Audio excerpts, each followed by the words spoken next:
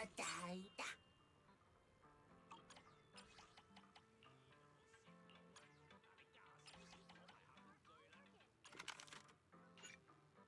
なんだ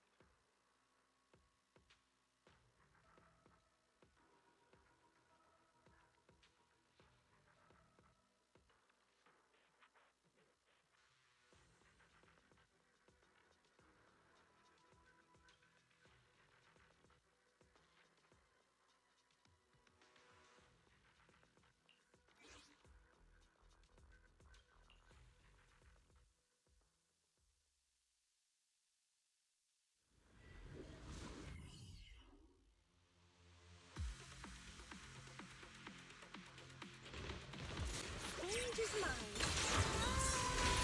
Eradication mode activated. Payload in my face! Hostile attacks inbound.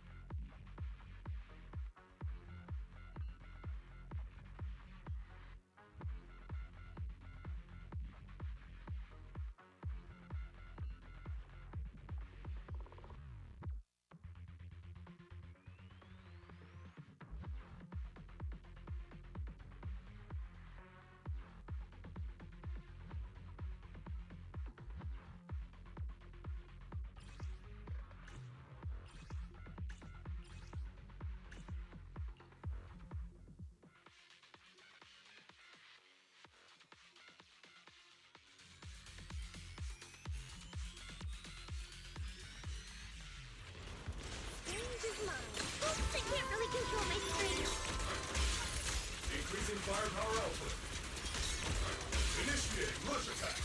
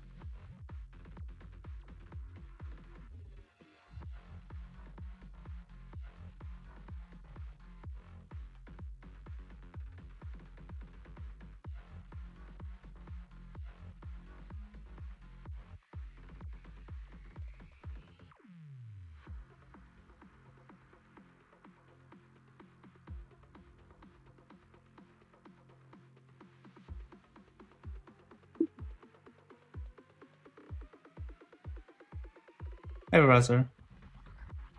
I almost died.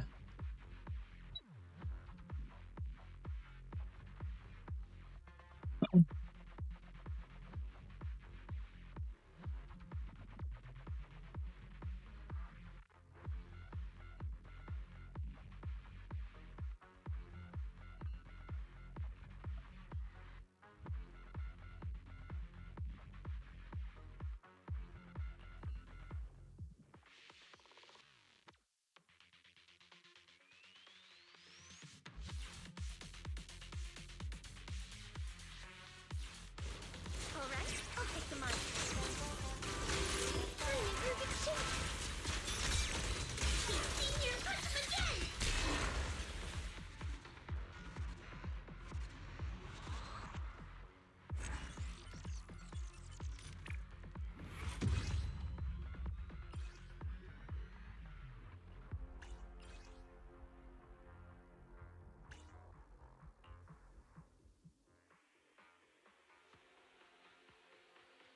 Very pog. Yo, Professor, have you seen what's going on in the world lately? Bro, it's cooked. Not over yet. Omen barrage. Fire. Maximum firepower.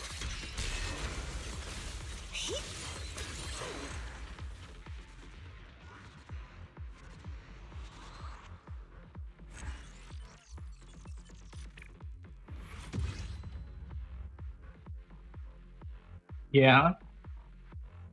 It's fucked.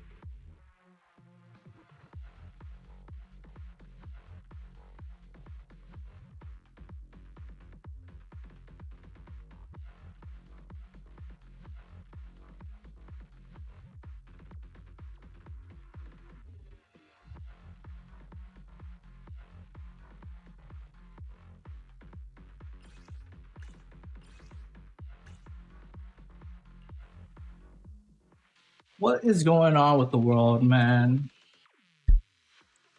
We need to go back to the good old days. Alright, I'll take them on. Oops, I can't really control my strength. Initiating devastating strike. The good old days was when social media wasn't that like crazy, right? Not everyone was online. People still hated or think anime is weird. I mean, people still think anime is weird, but like it's more generally, you know, more knowing. And also video games still. bring back the old days.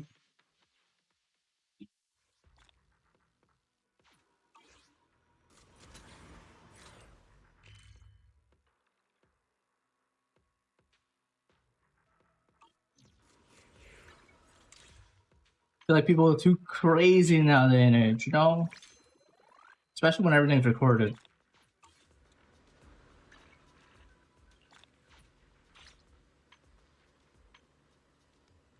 Wait. You reset it? Okay.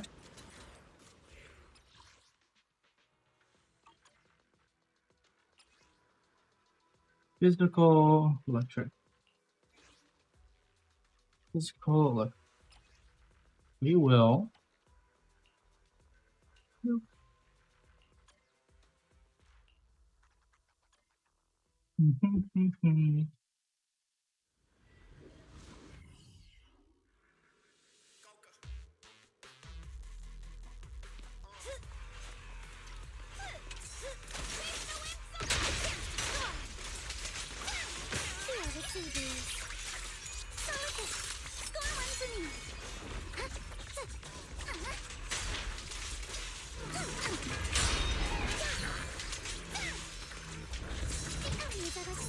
shore.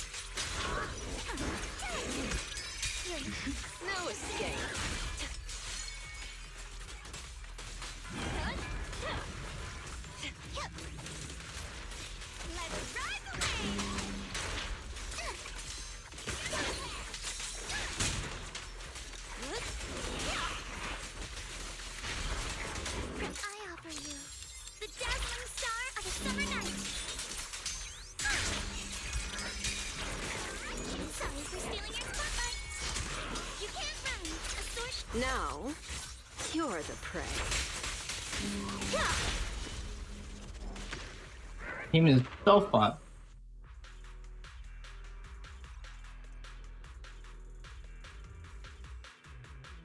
Wait, am I listening to? Oh, okay. I was like, am I hearing two audio? No.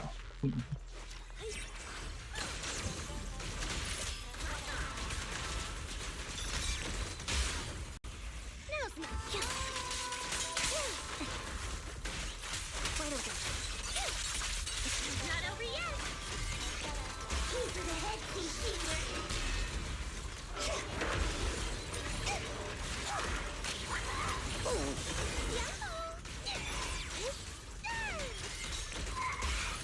Unleashing maximum firepower.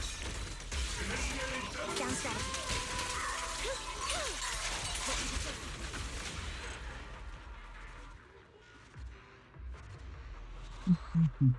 strategy. La la la la.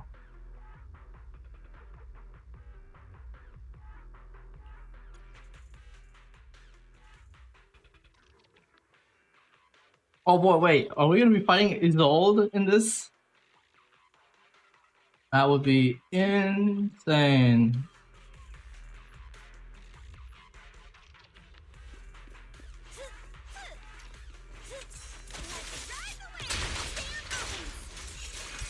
Not trying to deal with you individually. Apologies. You can't run. You can.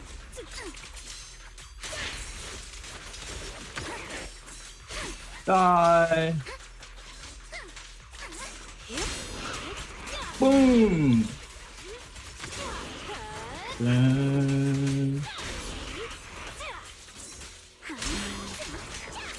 My spoilers? Feel the rhythm of the waves.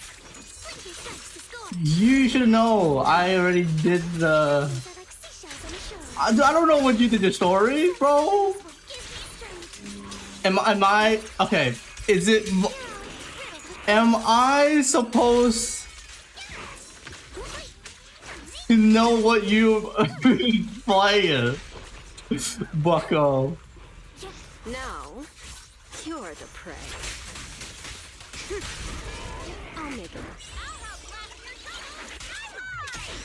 I know you did. At the beach, Alice Tinefield is unstoppable. Solid hit. Score one to me. Move with the I actually, I mean, I don't think I was like a big, like, insane fan, but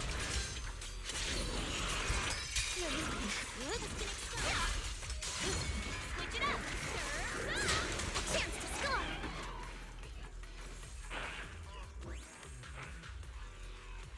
bro, it's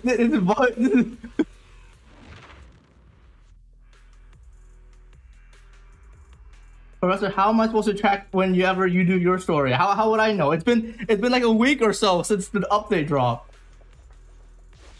Honestly, if you didn't do it, it's honestly your fault. It's been a week. You could ask. Then that means I have to ask every single bot in this chat. Initiating devastating strike. Down strategy. Now you pay. Blazing fire. This is your lucky day.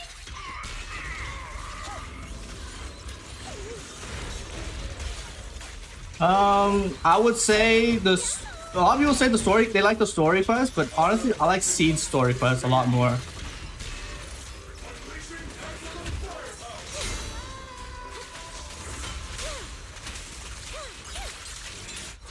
Resolve.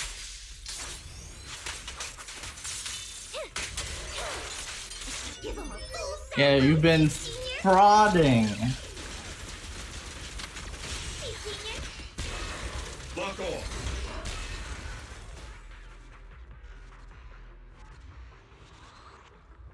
Like the main story quest was good, but man, is Seed's story quest it made a grown man tear up. I didn't like burst into tears, but there was a little tear.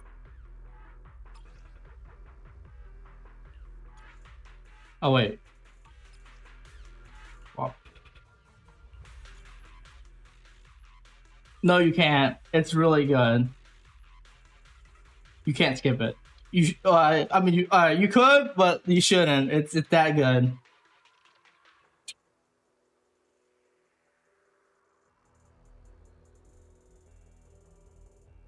It's like probably the best character story quest. I can't really control my strength. Second target. Locked. In position. Wide open.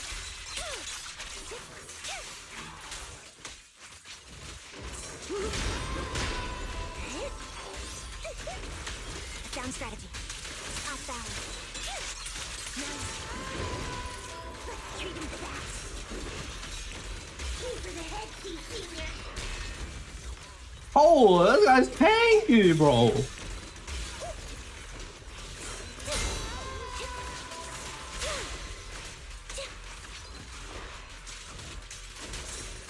Not over yet. Omen barrage. Fire. Initiating devastating strike. Need a shower? It's rainy show. Senior. Dissolve. It's time. Now you pay. Oh, Wide open. Pretty firebird. Right on cue. Continuing combat until target neutralized. holy out cheeks. Music is the rhythm of life. We're time to blossom.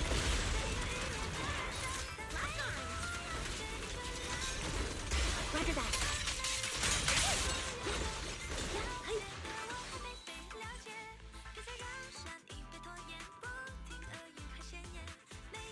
You can literally skip the story, I'm pretty sure. You don't have to like the character. The story is just that good that it will make you like the character at the end. Feel the rhythm of the waves.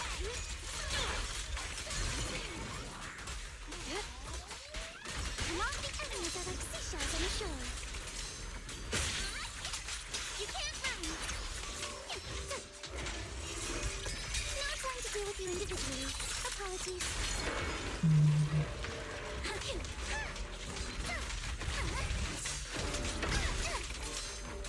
Let's make this quick. Cut.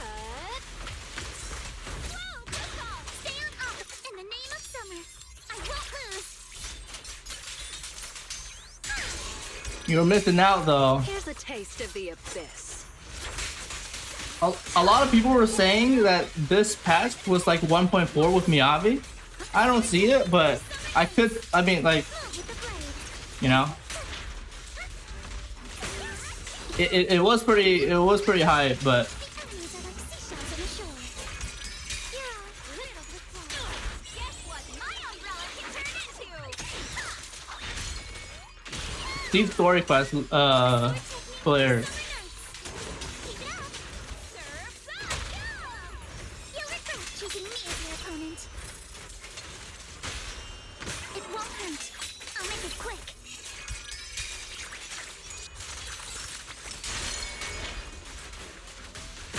I offer you the dazzling star of a summer night.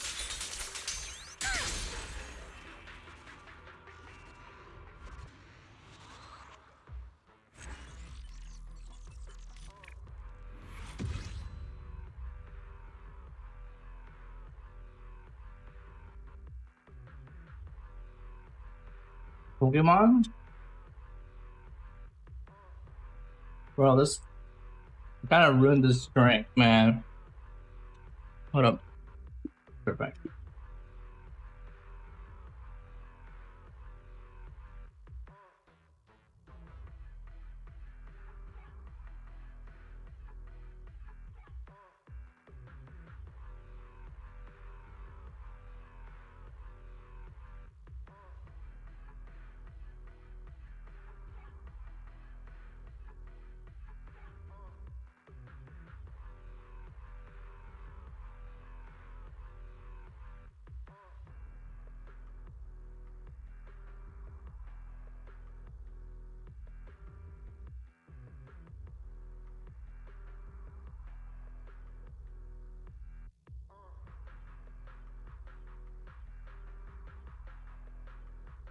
All right.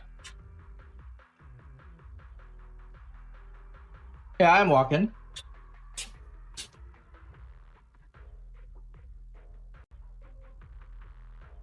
This ring is ass. Oh well.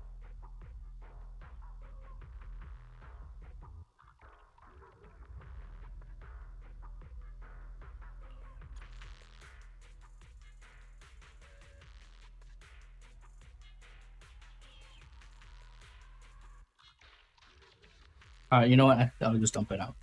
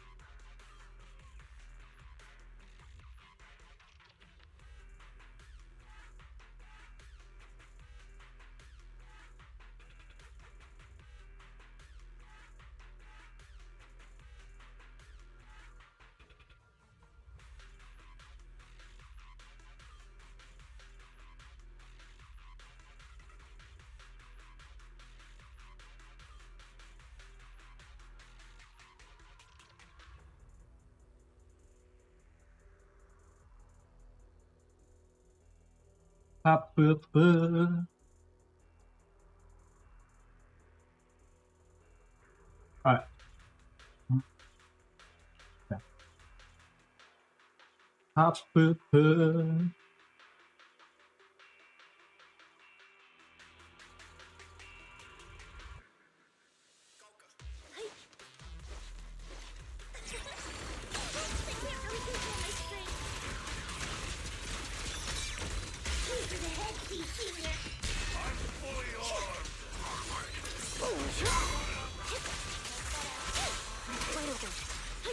What?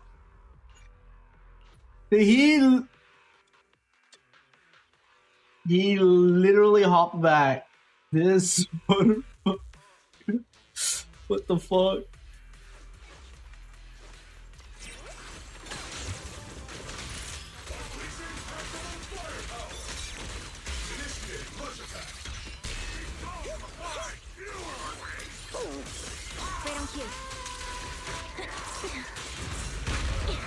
Oh my god, what? How did I not parry that?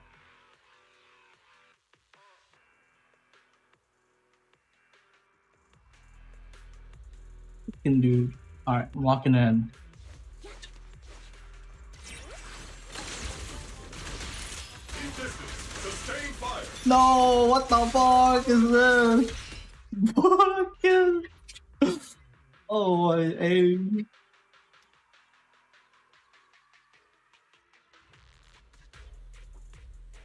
Alright, here we go. Here it is. I'll move over here now. Thanks, he really like to aim for the freaking one in the back, huh? Or one in the middle. There we go.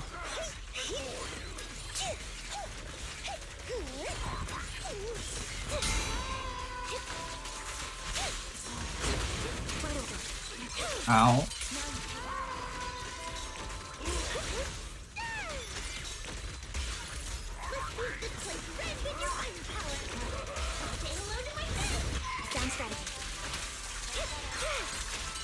I can't really control my strength.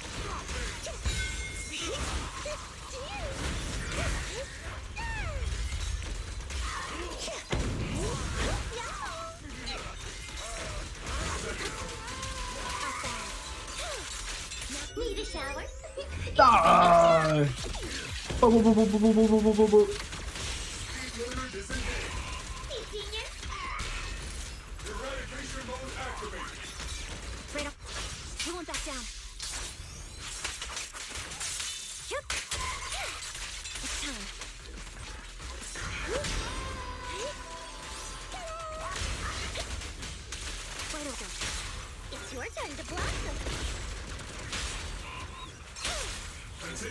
dinosaur target neutralized. Sounds music is the rhythm of life. Look, pretty firebird. Engaging.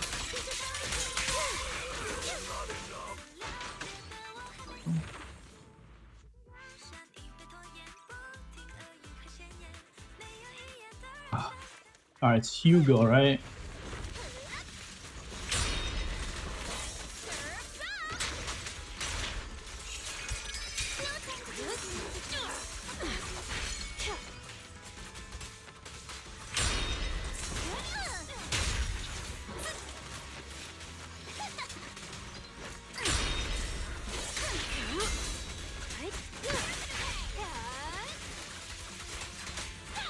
No escape. A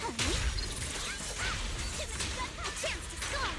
The enemies are like seashells on the shore. Summer memories will give me strength. The final act begins now. Hurts, don't it?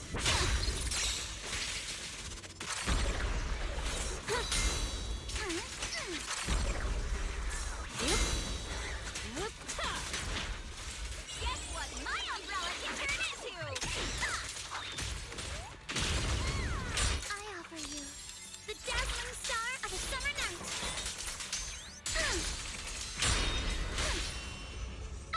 Enough talk. Let's go. Witness the power of determination. Just give up.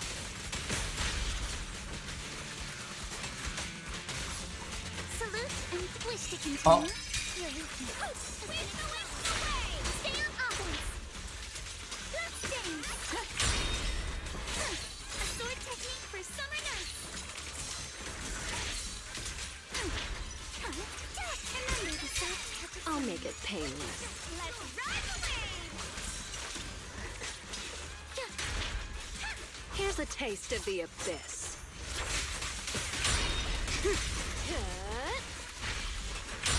Want some more? A sword Oh. technique for summer nights. Keep it up. You're all riddled with in the name of summer. I won't lose.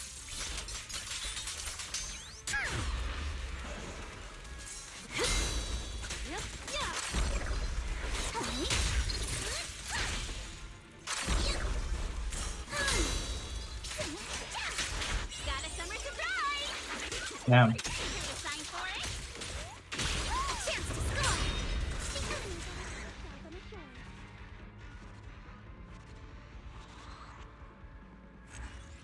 God, it's crazy.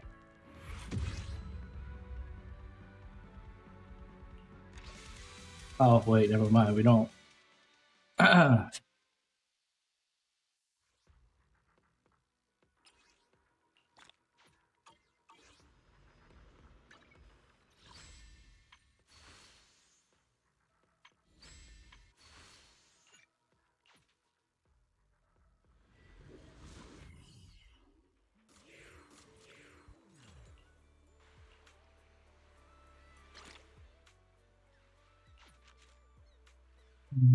Scalaboo. One Danny Boo. Asian Glover.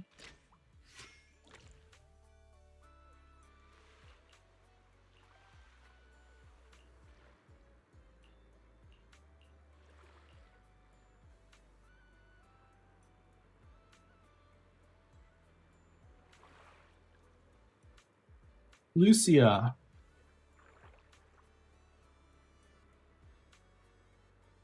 The hoodie makes her look a little bit wider than she is. Well, actually, she is wide, but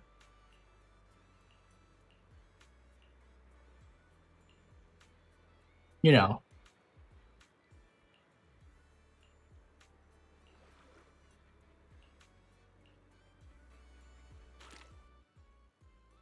Oh, hell yeah.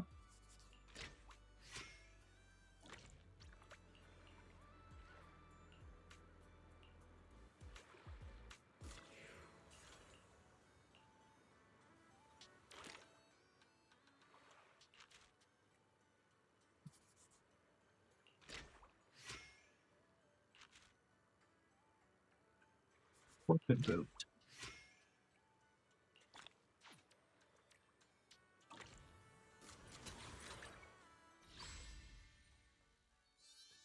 $30 days. Okay, well, I think we're pretty much done with the ZCZ.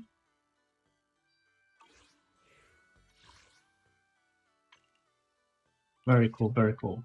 Pretty much caught up on everything except for that one event, but we can do that a little bit later.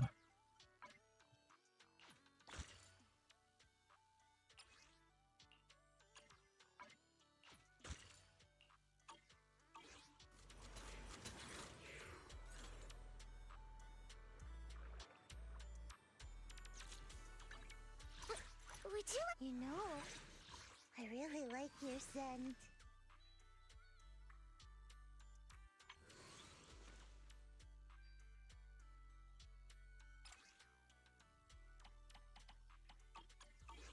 Okay, See, that's anyways, service. next. We're gonna finish HSR and then we're gonna do Genshin story. Ba, ba, da, ba, ba.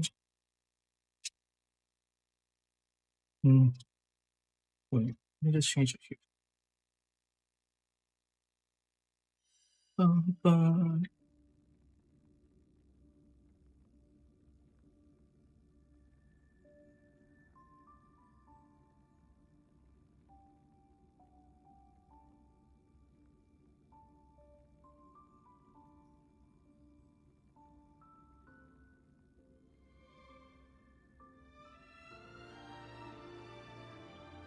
Yeah, we're getting the new the collab, right, with the new monster. That's gonna be fun.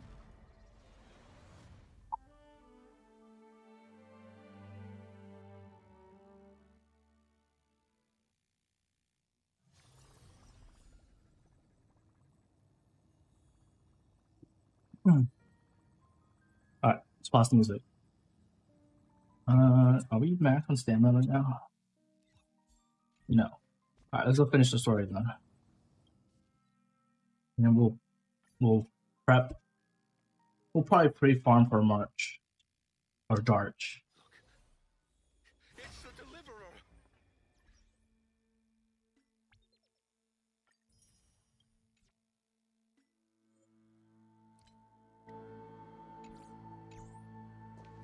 The deliverer? She's back? Bum, bum, bum, bum, bum, bum. What's over here? Oh.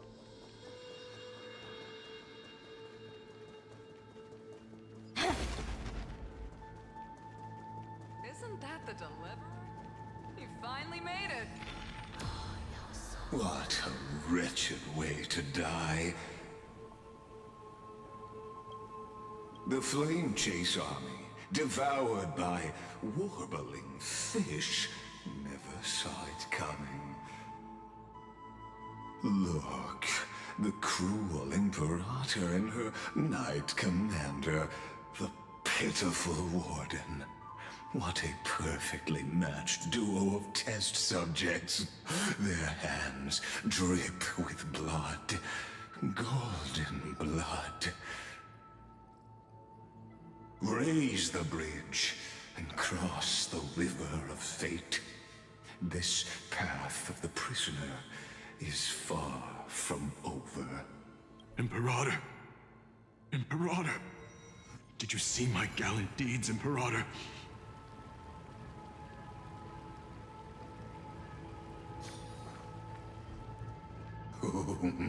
A sovereign and the sword at her side. Imperator, why did you... You're here, Dux Gladiorum. You ordered me to seal the sea route and handle threats from the rear. So why didn't you wait for me to return? Why send the Vanguard ahead and let them die in vain? Die in vain? No, you're wrong. Their golden blood won't be spilled for nothing. The other dukes have paved the road for me to become the god of law. The trial of law? You never spoke of this to anyone. What is...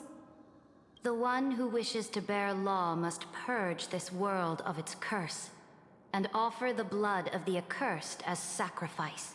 I pondered long on what Talantin meant by blood of the accursed. Then, I found the answer. You, I, and every Chrysos heir summoned by the prophecy are the accursed ones. Just like that arrogant Theoros said, our golden blood is the agent of destruction, the antithesis of the world's fate. Dux Frigoris, Dux Brumalis, Dux Helcalethist. Their fate was sealed at that moment. Dying on a glorious campaign was the final gift I could give them. You speak as if they didn't die because of your cold-blooded schemes. Was their loyalty meaningless to you? Losses are a constant on the Flame Chase journey, among which even life itself holds little value. If a subject marches to war without that conviction, then yes, as you said, shallow loyalty means nothing. And what about my loyalty, Ceredra? You sent me away under the pretense of guarding the rear. Gordon. Was there The rear. any shred of humanity left in you? Because you still have a duty no one else can bear. Only you can uphold Fagoos's divine authority. The choice is yours now. Cast off the chains of loyalty and drive those blades through my heart. Or stand with me and sever the ocean's last breath. If you no longer share my vision or believe in the new law I seek to weave for Amphorius, then go on and end me. The Imperator of Amphorius may be ruthless and cruel, but never a liar. When I say life itself holds little value, know this. I am ready to sacrifice everything for the ambition to conquer the Sea of Stars. Now you've seen it. The brutal Imperator was willing to spill the blood of 500 heroes to complete the trial of law. As for my poor warden, her suffering had only just begun. I'm no storyteller. I have He's a liar. no duty nor interest in filling in the history you've missed. I just want you to witness the monstrous choice the Imperator made before the Chrysos heir turned their blades against me.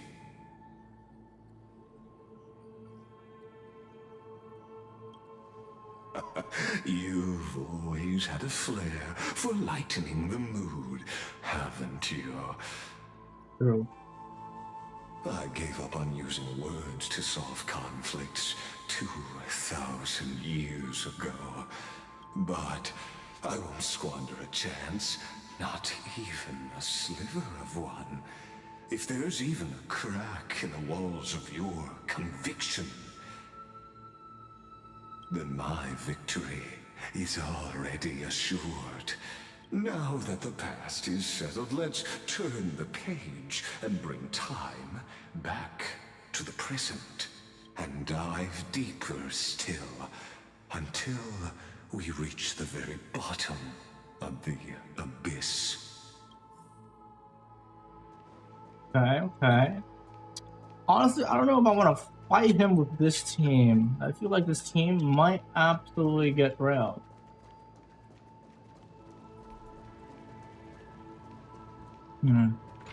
Is the path ahead underwater? I need the Ornyx orb to bring back the chrono vessel from the past.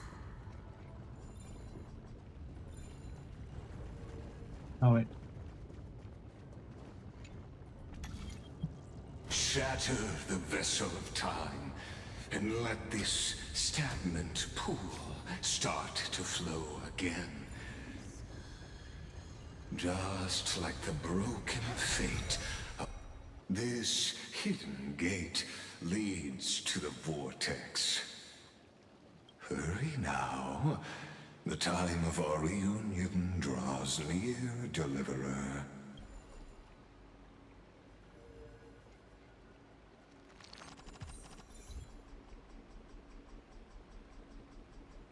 What the heck? That's spam.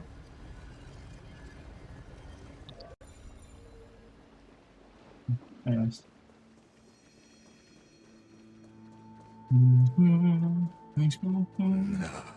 This cruel journey will reach its end at long last. By the scent of the seafloor years About to kick later. his ass. You've been silent a long while, Dux Gladiorum. Starting to doubt your decision? Save your breath. The vortex of Fagusa lies just ahead.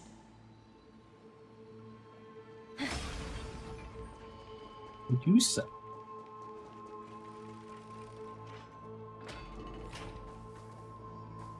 After the trial, there's nothing left between us. So you'll stop swimming toward the stars, Dux Gladiorum? I was always a creature of the sea. The stars in the sky were never meant for me. Oh, she's spitting bars. Oh, wait. How about exchanging this for some honey brew? On it, bro. No. Oh, Look, a gravestone. where? But whose name does it bear? Ah. It was here that the prisoner, who thinks herself the prison warden, made her choice. Witness, listen, and awaken. Dux Gladiorum. I've lost count of how many times you've stood here over the past centuries. You talk too much for a prisoner like Kyrgyz. Two geniuses who defied law and all the Chrysos heirs who sacrificed themselves in this cycle worked together to chip away my strength. But they, you, can never affect my will. And as long as my will remains intact, I am free. Don't get ahead of yourself. I still have ways to chain your divine soul. You know, robot? Please, do surprise me. But I'd say your mission is nearly done here, isn't it? Oh, it was here you gorged out the core flame of ocean from Fagusa's body. It was here you and that Imperator both completed apotheosis, becoming pillars of Enforius. And after that, you drove your blade into her heart, a loyal subject turned regicide, a demigod committing deicide. Also, the history books paint that tragedy. Yo, I get you spitting bars. Oh, but if that's the truth, then why, after 1,000 years, are you still here, guarding the Imperator's grave? Still bound by loyalty? Come to think of it, perhaps I'm not the only one imprisoned here. Your calm does stir the rage in me. As if the one paying the price here isn't you, but us. The ones who lost everything. That's only because I've waited 13 million lifetimes for my vision to be realized. Countless millennia. Loneliness never once showed me its fatal side. In fact, for a prisoner of the cave, it's more like an old friend. One that helps me think. But you're different, Dux Gladiorum. Loneliness has crept from the silent depths, sinking its claws into your mind. Bit by bit, it's peeling you apart. Will you regress into one of those lost mad sirens? Oh, what a shame that would be. You're right, Lycurgus. Loyalty, curse, the fall of my kin, and this endless waiting. These shackles are too heavy for a fish that cannot perceive any light. I can't break free of the whirlpool that's pulling me under. Nor do I have the unwavering resolve to force myself to wait for that person's return, as everyone hoped for. Deliverer from beyond the sky, my executioner. How much longer until she arrives here? Or will she ever return? I don't know. And I doubt anyone does. Then, what will you do?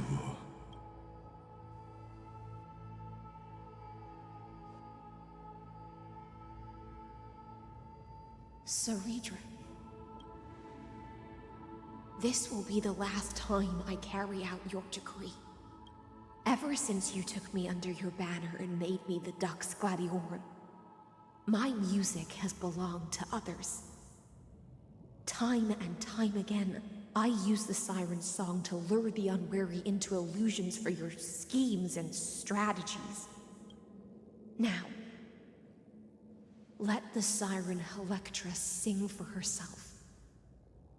Let me step into an endless dream of my own making.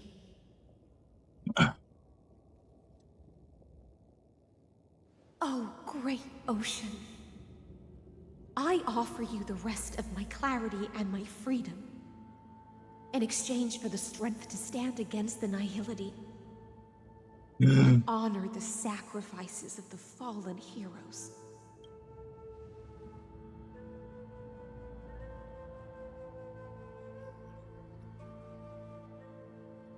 Greyfry, deliverer from beyond the sky. How'd she see me? When you ride the current of time and find your way here, you'll hear my solo. It will guide you to the heart of this world. By then, I may still be lost in my self-wrought slumber. But I'll uphold my part of this long relay and guard the shackles that seal the Theoros. Do you still remember? To awaken someone from a siren's voice, you'll need... Who's this honeydew? What if I don't remember that? the gift I once gave you. May you still have it when the time comes.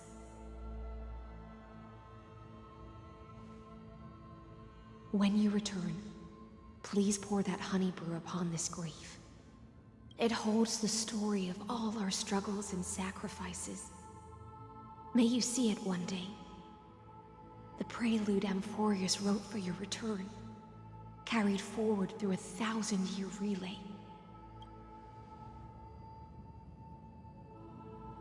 When your mourning ends, I'll likely wake from my dream as well.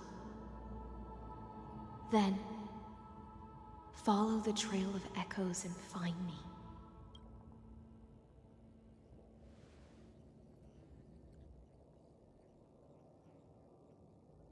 And together, we'll bring judgment upon the sinner who defiled the erudition. At long last, 33,550,336 cycles and 4,931 years later, Amphorius's final curtain is ready to fall. The shadows within the cave gave everything. Yet all they did was mimic life outside its walls. A futile effort steeped in sorrow. Enough! They were no shadows. Everything they did shattered the darkness of this cave, and unearthed the core flame of Trailblaze. Nice. And now, with that core flame, I'll light the dawn of Amphorius!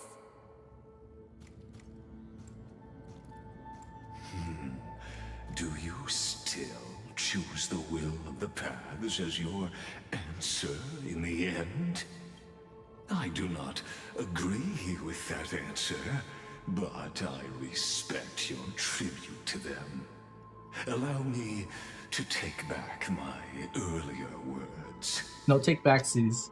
Die. As an apology, and in the name of Theoros, who saw all destinies in this world, let me join you in mourning. Let us bid farewell He to thinks the he won. heroes who sleep here. And then let us face each other and decide whose flame will rise with this new dawn. He thinks he's gonna win. What a fool.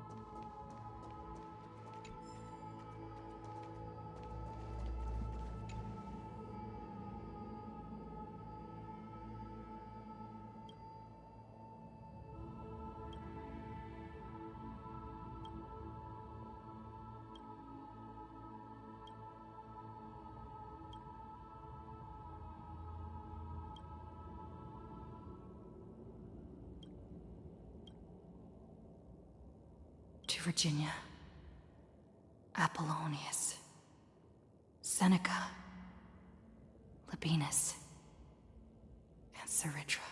Through a brutal sacrifice, they lit the stars of law in this world, propelling Amphorius's fate forward. In the shimmering mirage of illusion, they entrusted their dreams to ride among the stars, to the hero yet to come.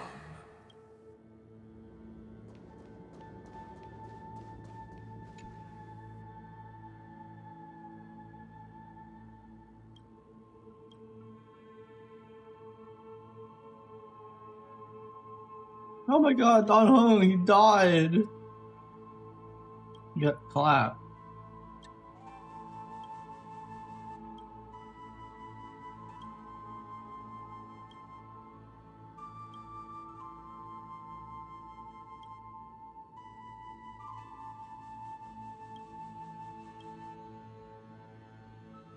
To Aglaia, Trebios, Midimos, Castris, Anaxagoras, Cyphera, Hyacinthia. In a relay spanning 1,000 years, they stood against enemies far beyond their strength, and won a bitter victory through what seemed like futile resistance. And in that same 30 million cycles, also marked by futility, they remained steadfast in fulfilling their duty to the experiment, unchanging, unwavering.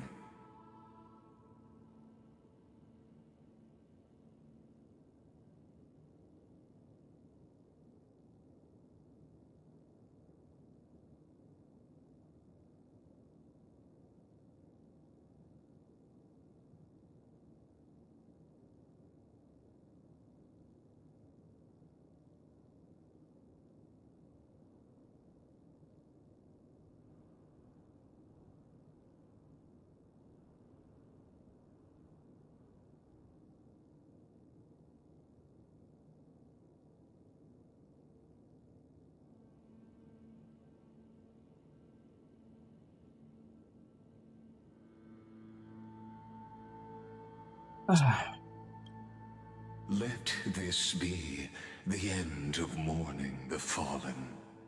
At last, allow me one final toast to the lost prison warden, a prisoner bound by loyalty. That voice. Could it be? Bathed in the honeydew of Fagusa, she will awaken from her 1,000-year dream and sing the final song of her mission. Isealans. This tombstone of the old world serves as the anchor of the Siren's illusion, a sigil Electra used to bind herself. At the same time, it is the very thing I once proclaimed at the start of the show. A microcosm of Amphorius itself.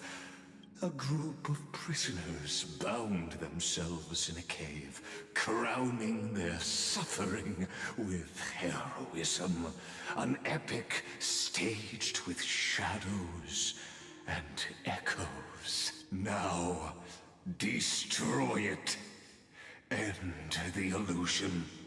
The Theoros will take his leave for now. And when next we meet, that shall be the moment that decides the fate of Amphorius and the entire cosmos. The prison warden's dream is nearly over, and the prisoner will soon be freed to the final execution ground, where I shall... Yeah, stop yapping. Alright, let's get it. This world and I shall halt here. Until we meet again.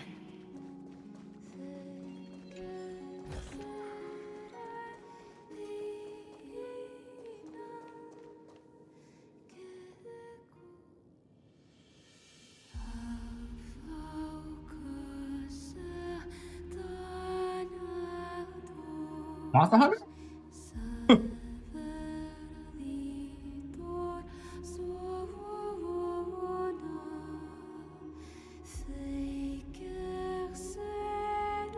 Ole?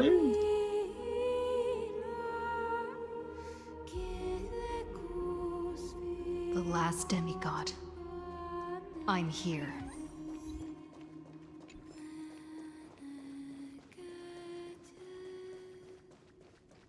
Go forth. For the hopes of humankind. Go forth for the duty of deliverance. Go forth for the belief in Flame Chase. Go forth for the Golden Blood's glory. Go forth. Why am I getting chills?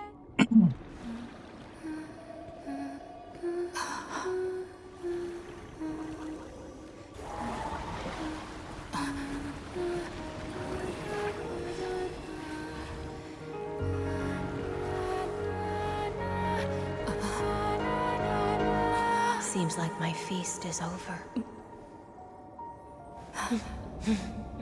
It's now your turn to perform.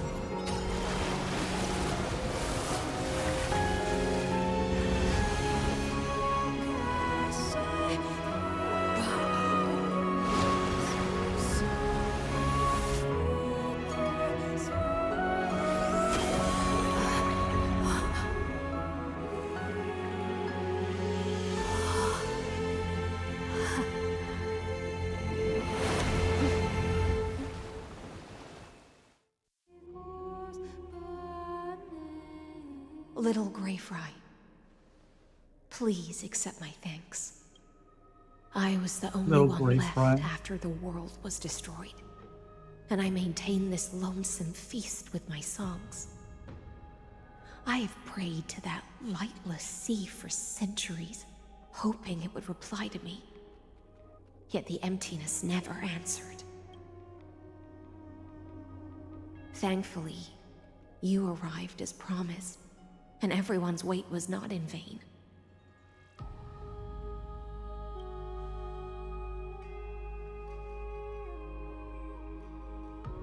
Get a Thank simple you, one last final time. audience of mine. This is probably the last praise I'll ever hear in my life. Now, you and I will walk towards the end of this world. The heroes have waited for this moment for far too long. Let us use our blades to testify our resolve.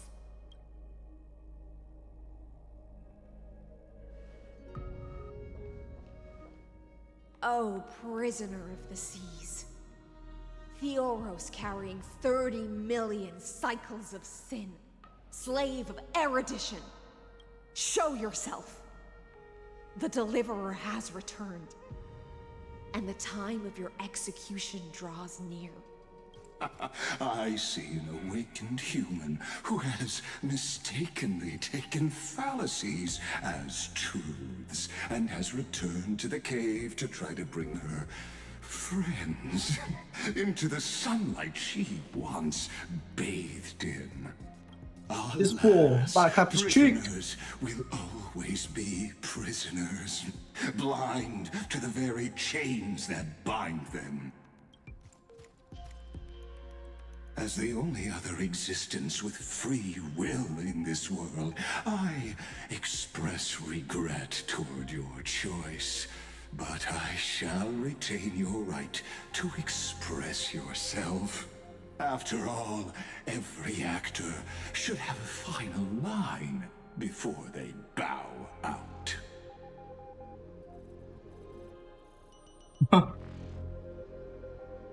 The demigods defeated you, Cloud. Aha!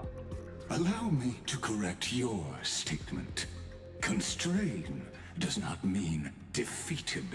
And for heroes like yourself, that nuance could make all the difference. My cognition resides in the exomyth. It is pointless to defeat my avatar, projected into the experiment. My body is the shadow cast on the wall by the fire, and my words are lingering echoes within the cave.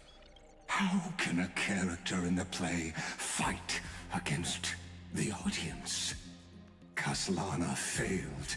The demigods' sacrifices were pointless. As for the two geniuses you placed such high hopes on, I ask of you, where are they now? He's about to get clapped.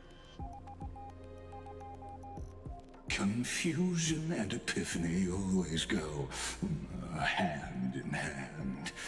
That's particularly true for geniuses. You must be very confused about why you could not gain a straightforward victory in a world constructed by an ordinary Intellitron. An ordinary Intellitron? Cut the pretense, Senior Society member. We've torn off your meticulous mask and figured out Amphorius' true form. It's part of the primordial prototype machine, the first scepter ever created. In other words, a detached part of Noos's divine corpus. That's why it has the potential to destroy erudition. As for who would be able to control the Ionic system to rewrite knowledge, only one person has ever managed such a feat. You better have an explanation for the Society. We want an actual answer, not another prolonged metaphor to cover up the truth. Why are you the one doing this? Answer me! Since things have reached this point, I'll give you two irrational answers, purely as a courtesy to posterity. The answer is obvious. so there's no need to say that name out loud. The cosmos made a mistake in calling me a genius. I do not possess more wisdom than those who came after me. I was just the first to touch upon the universe's border, and the first to define the prime mover of life with incorrect logic. Amphorius is a miniature of the cosmos, where all are born prisoners inside the nutshell called the universe. Like the madman who returned to the cave and preached about the daylight to his fellow prisoners, my greatest sorrow is that I led my peers down a road that plunges into the abyss, from which there is no return. I led them into a lightless cage called Paths. I created a mechanical guard that even I cannot control, and then they became an unparalleled nightmare through their endless extrapolations and evolutions. They bore the name of erudition, yet they tried to define the known and to seal off all possibilities. No new rules were ever born after their ascension, and humanity will forever be shackled within the cave known as Eons. Therefore, as my organic life neared its end, I coded my consciousness using Catorzean algebraic expressions and spread my logic core over 9 bodies. Classic, the logic core. To finalize my ultimate denial of Nous in the future, and to erase my wrongs with my own hands. As for Lycurgus, he is only one of these 9 vessels. What an astounding strength of will. As a fellow Pathstrider of erudition, I fully understand your obsession with seeking the truth. Therefore, you surely see it. You cannot possibly stand up to me in this algebraic world sharing its origin with Nous. However, I hereby speak for all sentient life forms. We will never allow such a cruel atrocity to occur. You can pile on your metaphors mountain high, but they won't change the act you're committing. The Iron Tomb out there in the cosmos is still a technical beta version.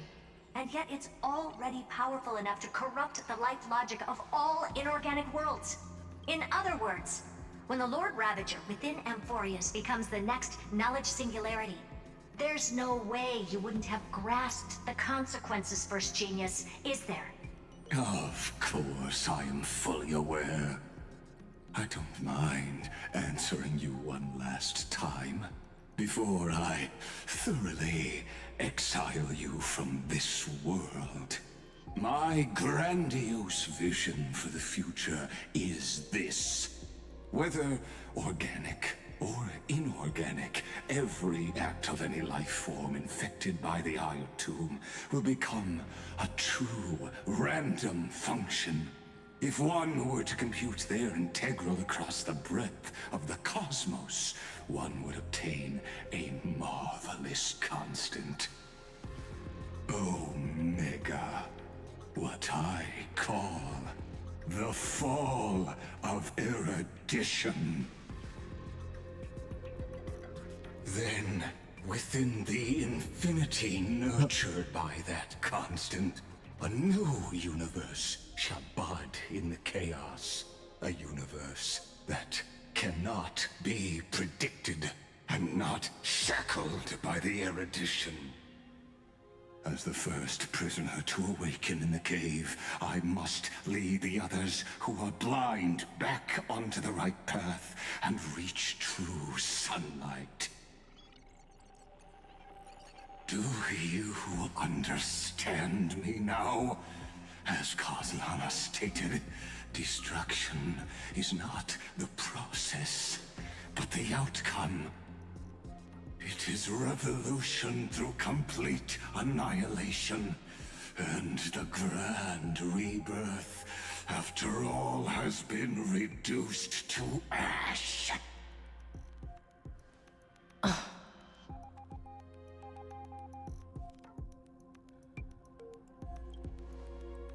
The Amphorians already answered long ago. Be it as tiny fish destined to be swallowed, or as a giant whale poised for a magnificent descent.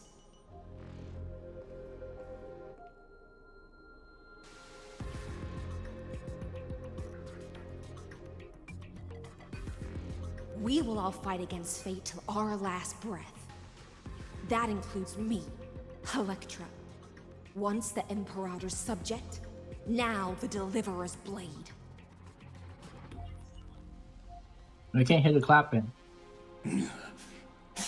Oh, such noble chivalry. Admirable. I will also show my true self to you on this momentous occasion as a gesture of respect. And provide an insignificant academic suggestion. Thus speaks Genius Society number 1. Xandar 1 Kuwabara. The Entelechy of the universe's Alpha and Omega. He's number 1? There's no need to rage against the truth. The value of any formula resides only in its answer. Alright. As for the Let's tap the process cheeks. of solving it, no matter how elegant, violent, solemn, or humorous, it is all utterly meaningless. As the Theoros, I will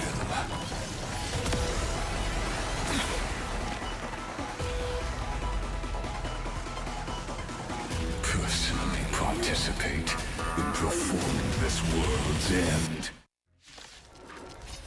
Holy Giga Chad! This, as Noos's creator, Oh my god. I know more about the death of knowledge than they ever will.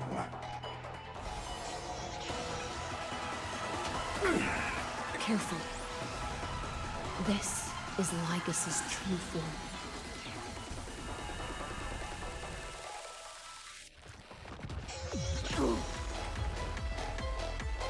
What better time to play a tune?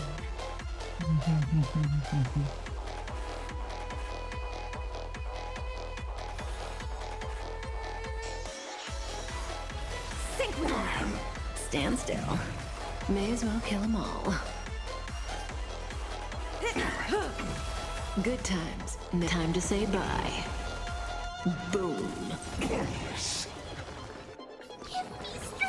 Destiny's hand has truly blessed me.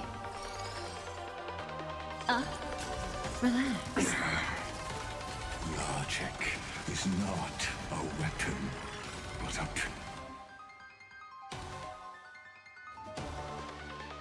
pair of shackles. Allow me to shatter them. Holy! That takes a lot of HP, huh?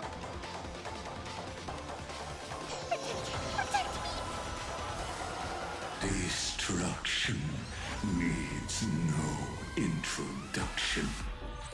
Let us skip those boring inferences. Is this the Black Tide? Indeed. But I prefer to call it a method of argument. Time to say bye. Boom.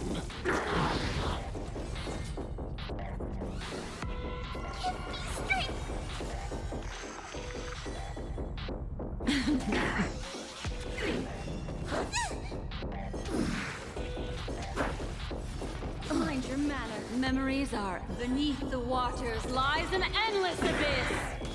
Entities must not be multiplied beyond necessity. I do not mind demonstrating this truth. I see it. Target the connector between She the thorax and died. the lower vertebrae. Destroy that spot. Yeah, we're definitely not healing as much as I would like. Stand still. And the abysses revel. Your cries rise.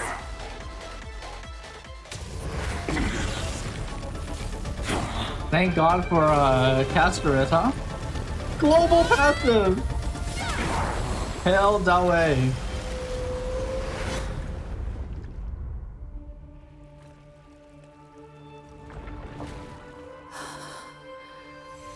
Phase 2.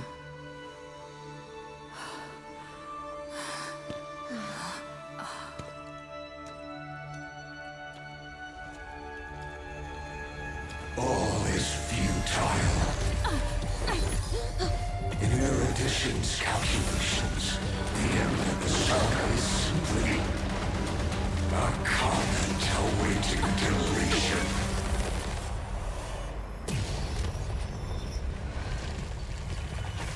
I don't like such a cold statement, okay? If numbers can decide the end of a story... Holy! Surely. Also pen and... Fixatable! Oh my god! Oh! Power reference!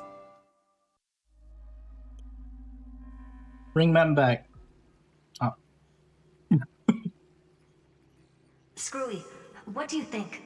If your hypothesis of Lygus' identity is true, then even if we remove the restrictions of the Ultimate Protocol, the chances of us defeating him in a head-on battle will still remain lower than the acceptable threshold. Therefore, victory will still hinge upon Miss Trailblazer and Miss Cyrene. Go on. Maybe we're thinking about the same thing. Lygus' cognition resides in the exomyth. He is both an instigator within the experiment and the observer outside of it. Logic. His inspiration circuit can simultaneously process the different time flows in and out of that world.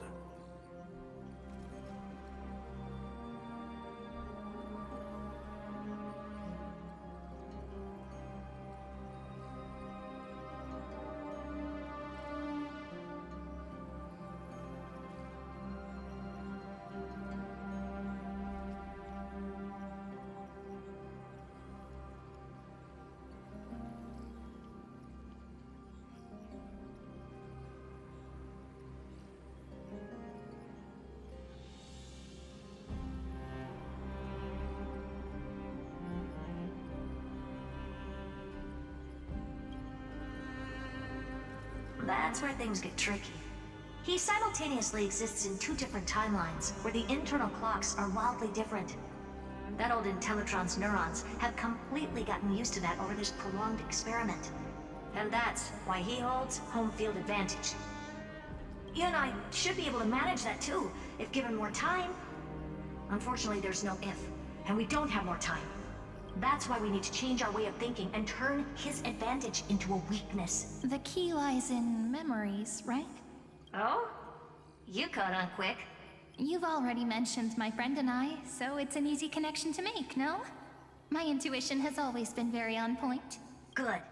Then I'll cut to the chase. Since his thinking speed far exceeds that of normal people within Amphorius, we are going to externally plant a memory into his inspiration circuit. Then, command it to loop endlessly until he gives in. Even the most flexible and sturdy inspiration circuit cannot withstand the traffic of a full-on information flood. When the amount of information exceeds his cognition filter's capacities, he will have no choice but to focus on processing this memory. That's when the parallel processing advantage he gained via Amphorius will completely destroy him. An image from a person's memory played in real time might only be a second for us, but for him in Amphorian time, it could be millions or even billions of calculations. He won't be able to do anything but watch as he's locked into this prison forged by memories. Then We can entrap him in the same kind of cycle as the heroes were in, and get him to experience loneliness and pain in that endless recurrence. It's my greatest honor to be on the same page as the geniuses. That little one is still in that old Intellitron's hands. It won't be able to respond to us anytime soon. But I don't think she'd refuse. So it's up to you to figure out how to execute this plan. I'm not sure how this happened, but I knew it as soon as I saw you. You are currently a mimetic entity of the Remembrance. Yes. I seem to be something you folks beyond the sky call a memo sprite. But that's fine by me. It suits me perfectly. I can serve as the vessel of memories, and do my part for the final battle. But before that, we have to tell you. The path characteristic you exhibit is very special. There's no way you're just a simple memo sprite. However, I'm sure about one thing. You are a mimetic entity born in Amphorius. Yet you only awakened with the little one's arrival and only matured as she embarked on the path of remembrance. That means your existence is completely attached to her memories. If there ever comes a day when she forgets about you for even a few seconds, or loses her last connection with Amphorius, then you must be prepared for the worst. You will disappear in the memory zone, utterly gone, without even a single line of data to remember you by. But that's already happened, hasn't it? No wonder I've always had a weird hunch. But that also means I was right in thinking, as long as my friend and I are together, we can do anything. Oh boy, here we go.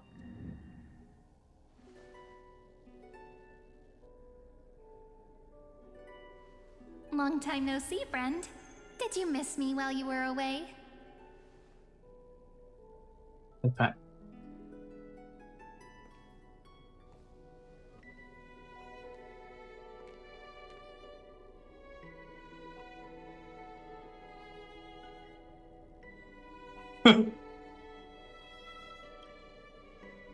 Their options freaking cold.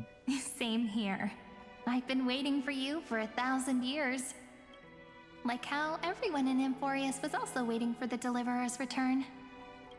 You probably already knew about the Genius's plans for that memory.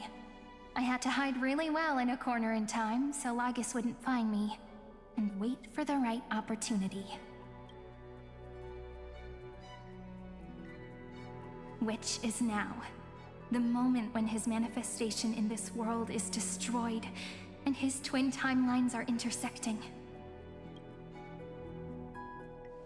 I'm sorry for keeping this a secret from you all this time. I'll tell you the entire, unedited story of this millennium as an apology after this is all over. But for now, let's join hands and complete the final step with the power of the Remembrance.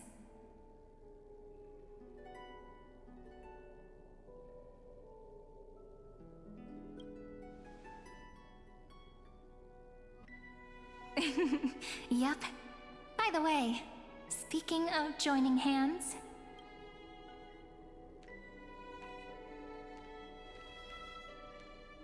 Can I please do something before we go on stage? And what is that? Remember the joke we made back at the Grove? Look! Aren't my hands pretty now? What a fascinating feeling. Like countless memories all swelling up at once. What about you? What did you feel when we touched each other?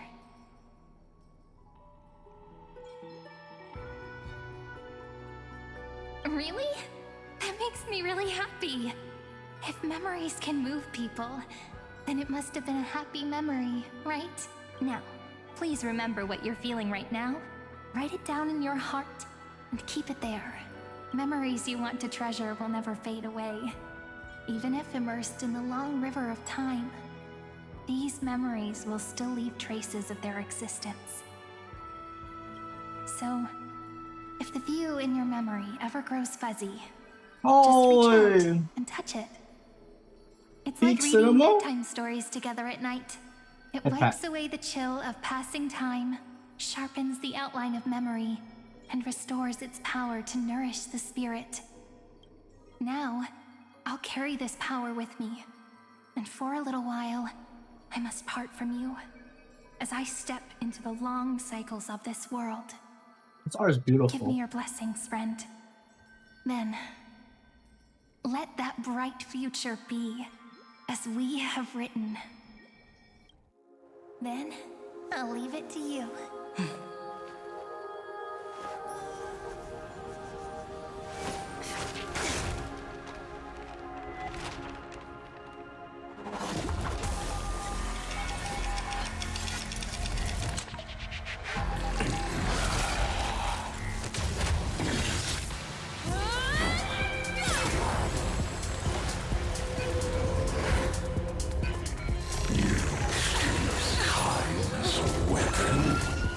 Rinse and repeat!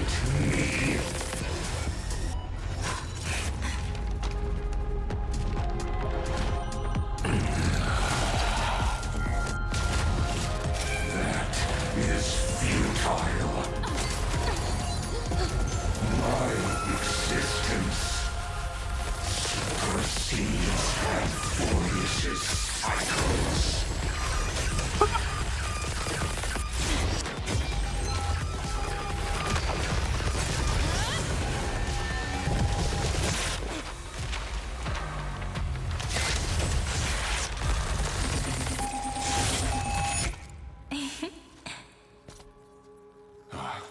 All plays are like this.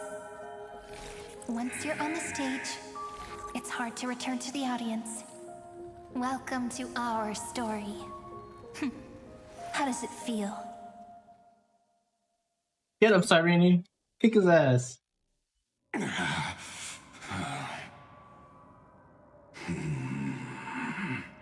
Even the authority of time cannot command the entire scepter, nor can it plunge the Amphorian extrapolation into a loop.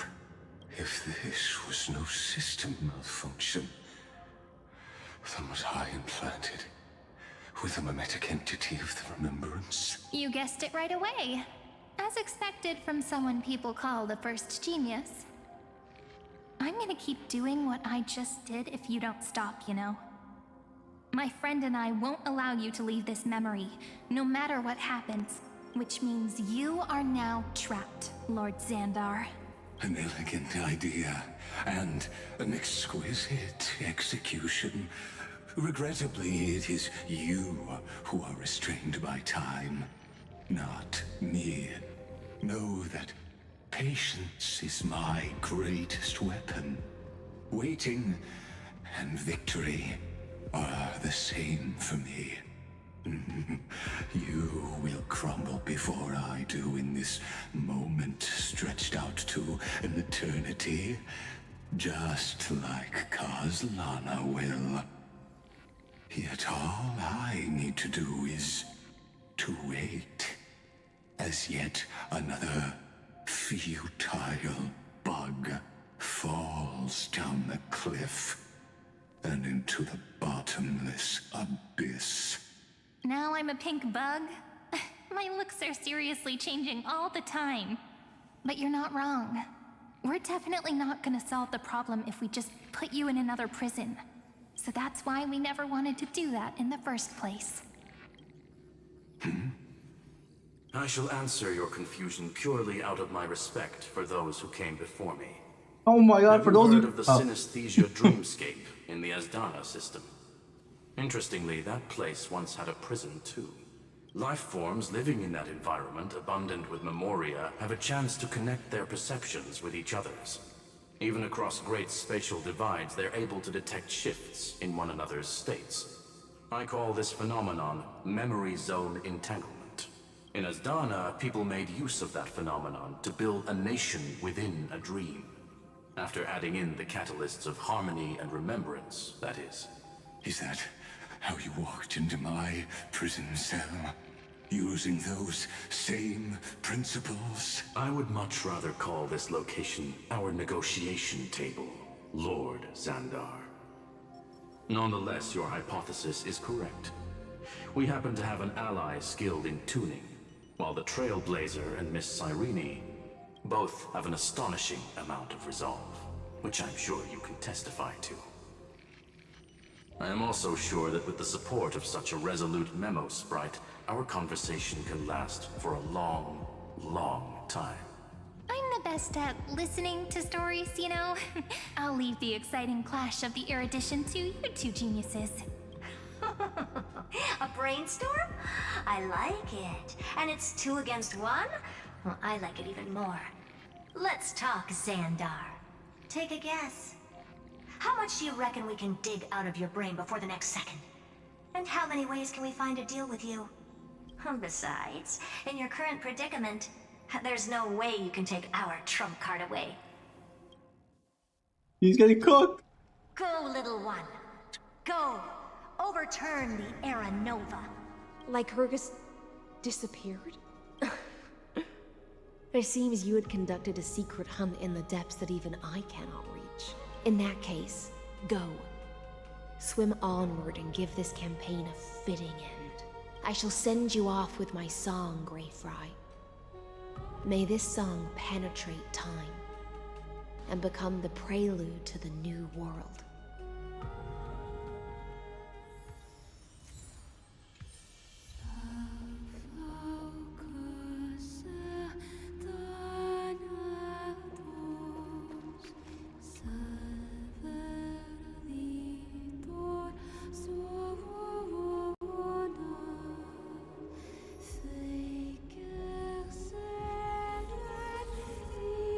Deliver. Boom.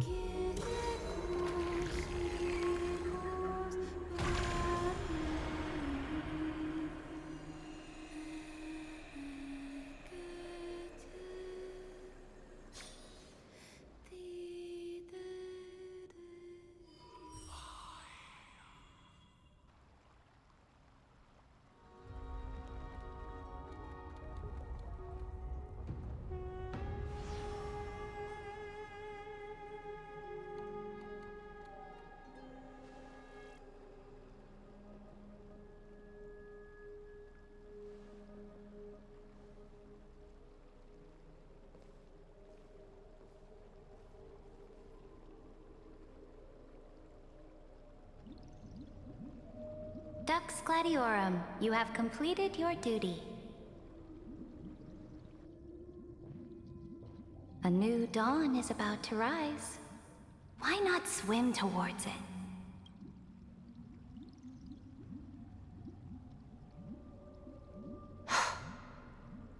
You died long ago, Imperator. Depart from my mind. But your duty towards the Imperator did not die with me. That duty will bind you no more. You will be able to hold for yourself one grandiose feast after another in the endless days to come. So go.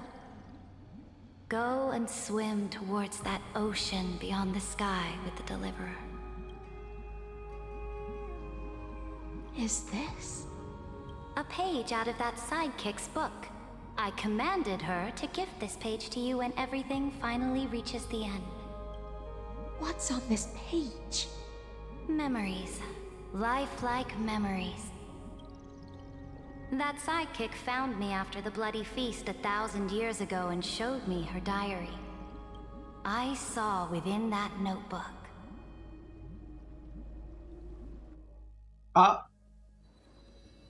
Classic. Is this... that Deliverer's experience? It's truly immersive. People beyond the sky apparently utilize this power to seal past scenery into crystals they call light cones. But I only know so much about the remembrance, so I can't completely replicate the past. But I'll do my best to talk about the missing parts. I'm all ears. Go on then. Do your best.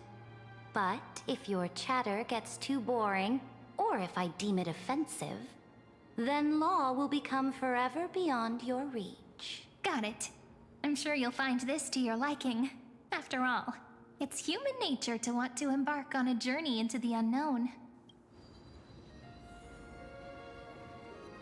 What brightly colored annals. The journey of the Deliverer's conquest. Let me partake in it. Is this a fortress in the sky? This is the first step of my friend's journey among the starry seas. This place is called the Herta Space Station. Just think of it as a supersized grove of Epiphany. Oh, so it's the territory of that witch.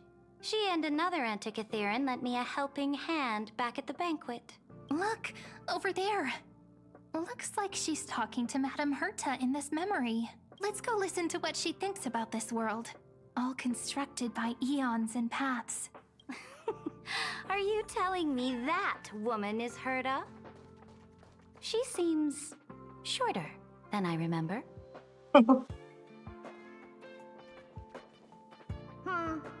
Pretty nice space station, huh? But just wait.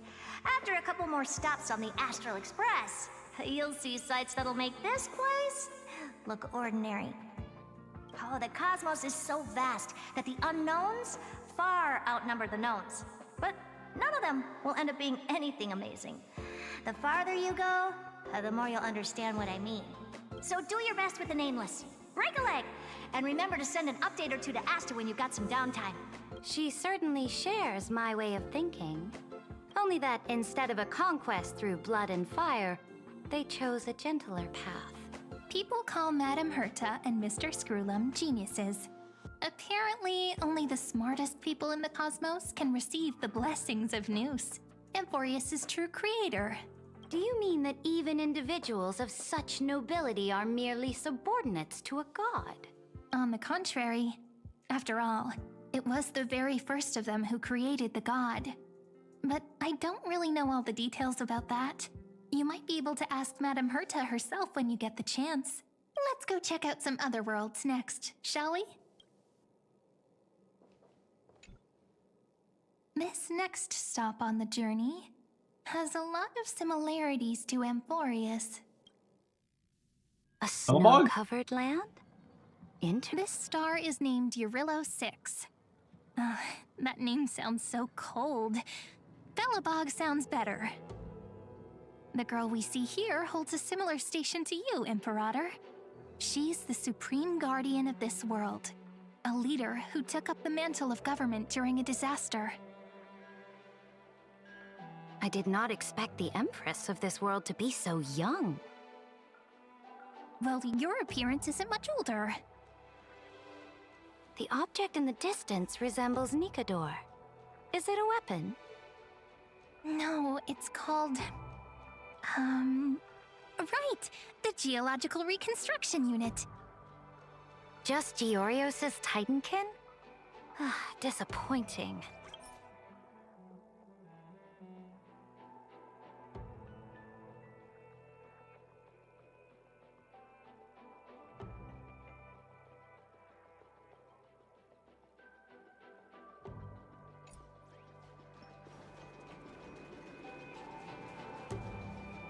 It's all thanks to you that we survived the crisis.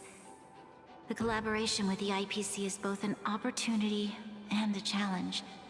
Nonetheless, it's an important step in our journey back into the universe.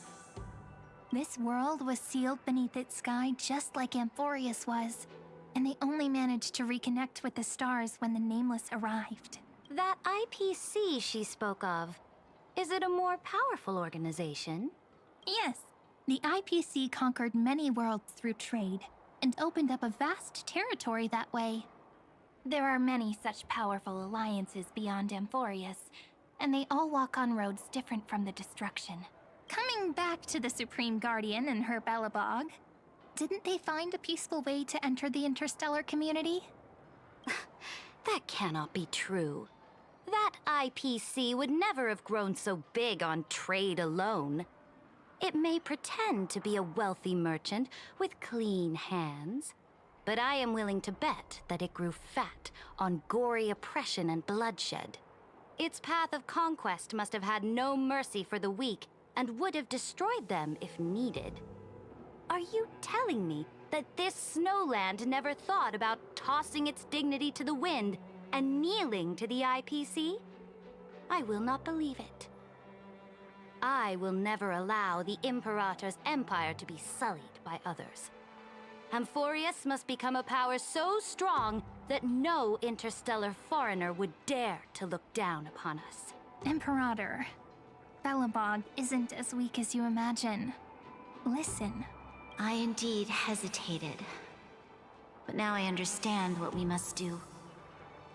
Belobog must learn how to walk on her own until she no longer needs the support of others and can stand on her 2 feet among the stars. Even if I may not live to see it, I believe such a day will surely come. They still have their dignity intact. One day, that hope will melt through the ice and help them into a prosperous tomorrow. But the order of the cosmos is already set in stone. The old laws decree that only the strong survive, binding the weak in an unbroken chain, until they wither and turn to dust. Unless they embrace the power of the destruction. Amphorius must shatter the old law and become the new order among the stars. Speaking of the Order, another one of my friend's companions may be able to enlighten you further on that. Let's go to the next page. I indeed hesitated.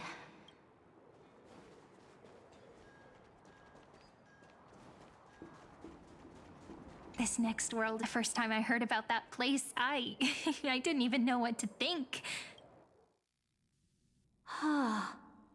Such opulence does indeed evoke astonishment. This world is called Penacony, an eternal city built upon a land of dreams. It's also my friend's previous stop, where they went through a risky but exciting adventure. Tell me about it then. That man standing afar has wings on his head. I am truly curious. I wish to gaze upon the views of the Reverie Hotel one more time. I'll be just a traveler when I come back here again. And perhaps, through a traveler's eyes, even the things I once knew so well will feel strangely different. Penacony is a land of the harmony, where all dreams and hopes merge and combine. It believes in unrestrained freedom, and that's how it lost itself in shallow delights. Then, this young man before you chose to rewrite its laws, using the power of the Order, hoping to shape a dream-bound paradise of perfect happiness. Yet, the paradise of my dreams remains far away. Perhaps a brief journey with the Nameless can show me more possibilities in my search for paradise. As for what Penacony should look like, it'll be up to her. No. Up to their trailblazing now. It sounds like this ideal kingdom is no more. That's right.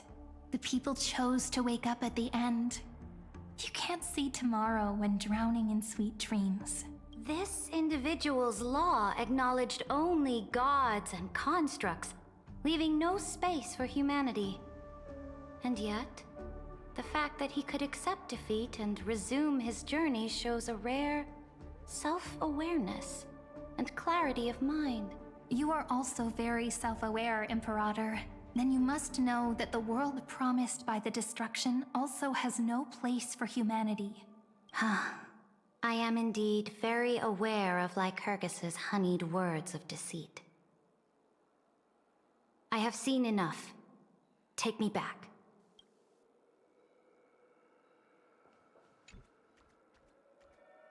Then let's wrap up this trip down memory lane with one last scene. This absolute wonder. Isn't it pretty? That's our Amphorius. Our world flows and meanders in this endless band of light. Though we were born from the designs of the gods and are not yet truly alive, the Chrysos heirs of Amphorius still chose to stand against fate and carved a legend no different from that of humankind. Will you really renounce the heroes in this world's previous 30 million cycles, Imperator? including even yourself. Will you bow to brutal destiny and allow that puppet master named the destruction to have their wish? I know what you want to do, sidekick. You want to use that deliverer's memories to influence me and tilt the scales of law toward her and the two geniuses. You really saw right through me, Imperator. How can one rule an empire if one is incapable of understanding people's minds? I have decided on Law's final destination. However, before I move my next chess piece, before we go on, tell me this, sidekick. Throughout her trailblaze, was there ever a memory of the ocean? The ocean. My cradle. My home. You shall complete your conquest in the ocean at the boundaries of this world, and eternally slumber in the sound of tides. You shall eternally slumber in the sound of tides, and complete your conquest in the ocean at the boundaries of this world. Our prophecies aligned as flawlessly as a sea snake circling upon itself. An elegant loop, like a joyful hymn, like the circulating ocean current, like our two fates, like Amphorius itself.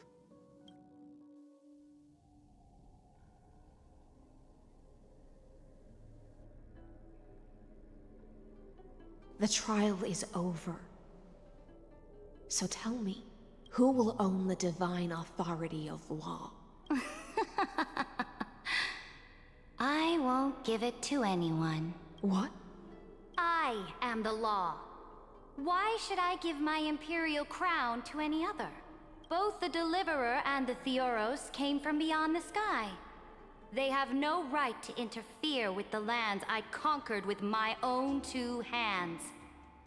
The law of Amphorius shall be determined by Amphorius's master. What exactly did you see in the trial? Everything. I saw everything regarding the rules of this world's operation. I saw the laws of extrapolation that Theoros spoke of. I saw the ultimate protocol. As long as I offer a sacrifice of equal weight, I can rewrite the laws of this world according to my will. I can turn good into evil, ugliness into beauty, and weakness into strength. Fate gave me a very fair deal. One rule change for the life of one demigod. What are you planning to do? You can't guess.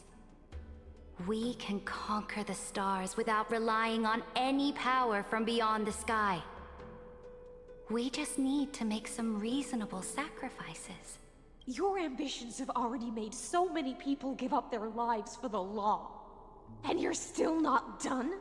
I am determined for Amphorius to stand on her own 2 feet among the stars. You are beyond reason. You think such a simple and hypocritical statement can justify your atrocities? There's no new without destroying the old. That's what you consider an atrocity? Ironic, for that is also the unchanging law of Amphorius's revolutions.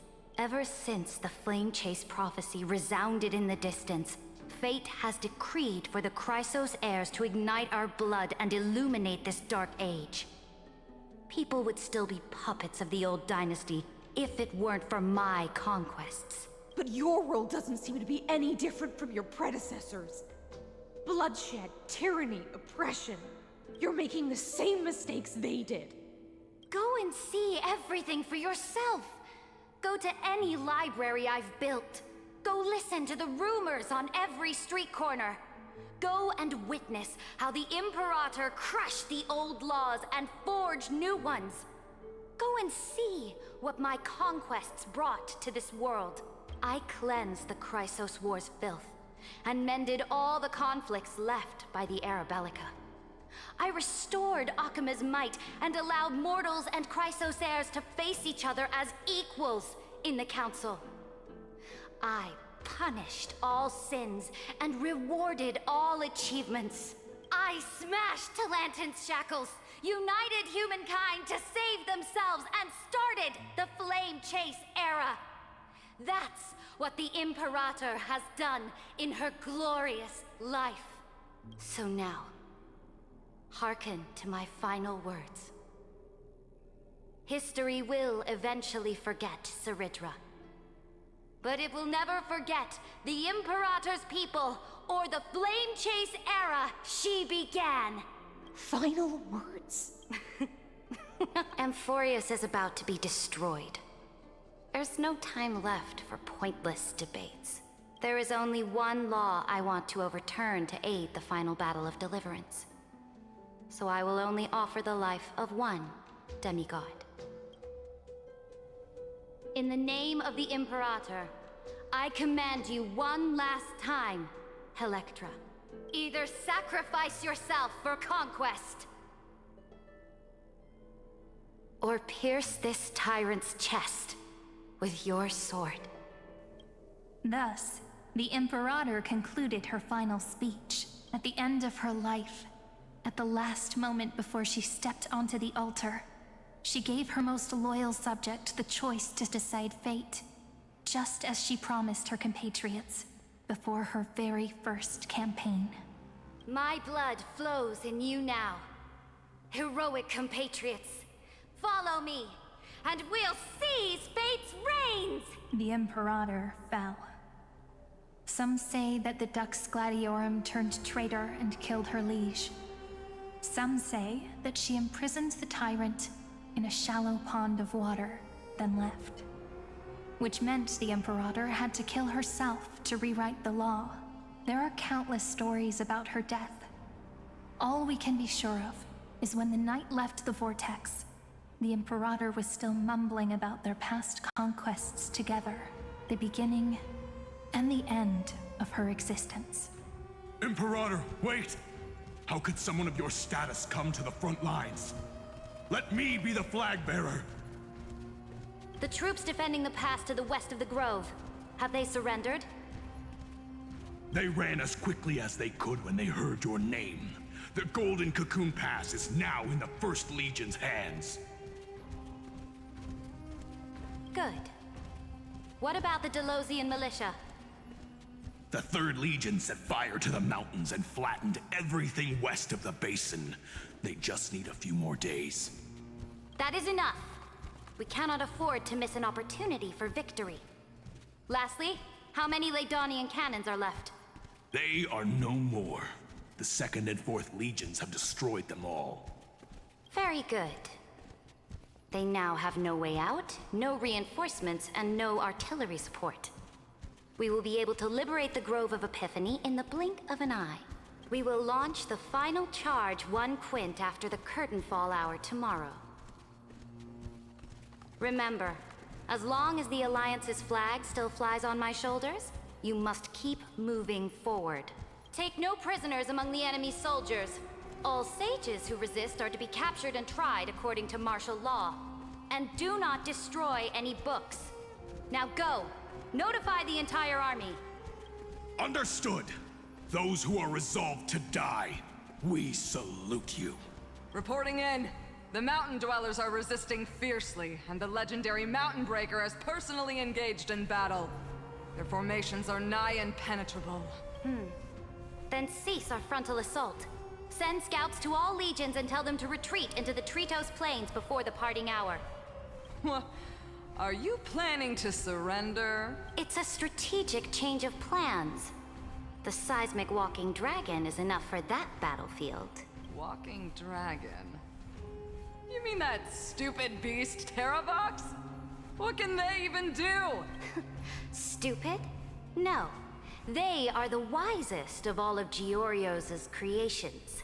Only they can perceive the currents of time. Let them deal with their earthly brethren.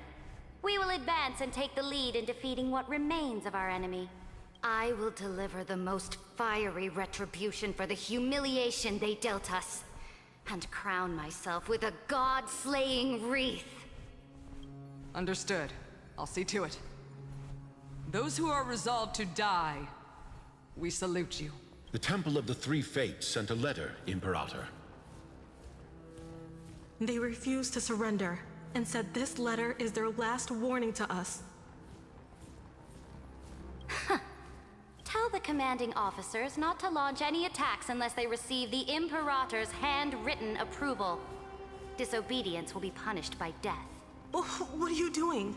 The priests of the Three Fates aren't soldiers, but politicians. Do not mistakenly believe they don't have a plan. These dying pests will wring out every idea from their brains, all for short-sighted gain. They are much shrewder than we are. I am inferior to them in that regard. They also have the prophecy to wield as a weapon, something I am not blessed with. Launching an unplanned attack will only disadvantage us, as all of Amphorius will judge our actions. Which means, I will be heading to the battlefield myself, just as I have always done. This time, however, I will go alone. I will conduct secret negotiations to ensure fate is on our side. Understood. The legions will make their... Why are we not allowed to march out with the army, Imperator? This will be a long voyage with no return. Those of you who bear the prophecy cannot come with me. Why are you personally leading this battle if it's doomed to fail? The Flame Chase journey cannot be without a leader. That is correct. The Empire will be without a head when the Imperator falls. But remember, as long as you seize the right opportunities, even a chaotic game will remain winnable. My departure will create a long staircase for you. You will understand what I mean when news of my death reaches your ears. Saridra, is our journey about to be over? Destroy the old laws and forge new ones. My conquest has reached its limits within the borders of Amphorius. Since the prophecy already decreed that the Imperator would never conquer the stars as she wished, I will bow out here and try no more. More Chrysosaurs bearing divine authority will be born, and many more heroes will arise. Will they demand peace or war? Will they resist tyranny or become the next Imperator? I do not care. The children of the future will decide for themselves. Do not mourn for me. Anyone can kill the Imperator. But the only one who can truly destroy her is Saridra. At the end, I faithfully recorded the most important battles in the Imperator's life. Her conquest was about to be completed at this point in the story. However, for some reason, a memory suddenly entered my mind just as I was about to put down my pen. It was a journey on a fantastical train. I had the honor of having a heart-to-heart conversation with the Imperator under the stars. And I asked her this question at the end of that discussion. How do you want history to remember you? As a hero who gave up her life for the Flame Chase? Or as a tyrant? She answered so quickly, as if she had made up her mind long ago. I would rather be forgotten than be defined.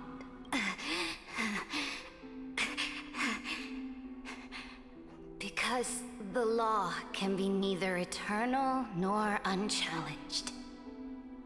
And only humanity can pen laws into history's pages.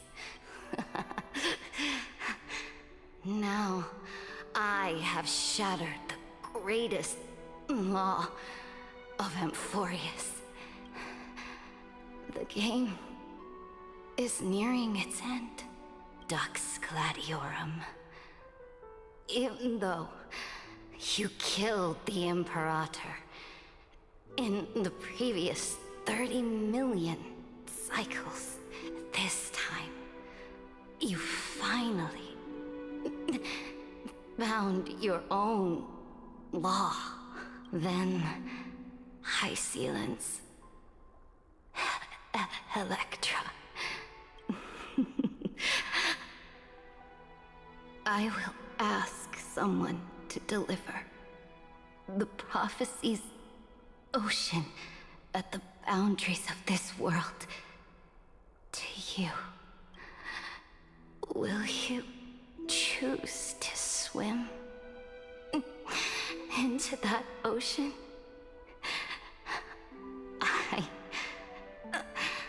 do not care. Do not care. The Imperator muttered about her conquests, and news of her death spread in the city. Freedom! Liberty! The tyrant is dead! Go! Shout this news in the streets! My people, my fellow elders, do not panic. Stand your ground. That usurper has paid for her ambition with her life. People once cheered for my ascension. And now they cheer for my fall. No matter. I am fond of applause. I see the cosmos. The battlefield that I cannot reach. I will return in the next cycle. The stars will hear my legion's war drums. Hear the great name of the Imperator. Hear Amphorius's Serid. To this day, we do not know which rule the Imperator overwrote at the cost of her life. Perhaps the truth will only be revealed at the moment of checkmate. Just like every chess game she ever played, we only know her death inflamed Akama. On one side of the city, those who defended liberty toppled her statues to the ground. On the other side, her supporters put themselves between the masses and her monuments, declaring loudly that the Sovereign is still among the people. It is said that golden blood congealed into the same letters everywhere they fought. It was the name borne by Akama's first and final Sovereign, the Imperator Seridra. But the one who bore that name did not see any of this. Her gaze was cast far away, and the sound of tides in her ears drowned out the people's cries. What was the Imperator thinking about in that prophesized ocean at the boundaries of this world? In that shallow puddle of stagnant water, was she reminiscing about her past conquests? Or repenting for the millions killed for the flame chase? It was neither. The Imperator only saw how the surface of the water gleamed like that crude chessboard, dissected by light and shadow in the afternoon when her teacher played against her for the first time. Look at this chessboard. What do the pieces look like? They are strangely beautiful. They look like the stars in the night sky ablaze.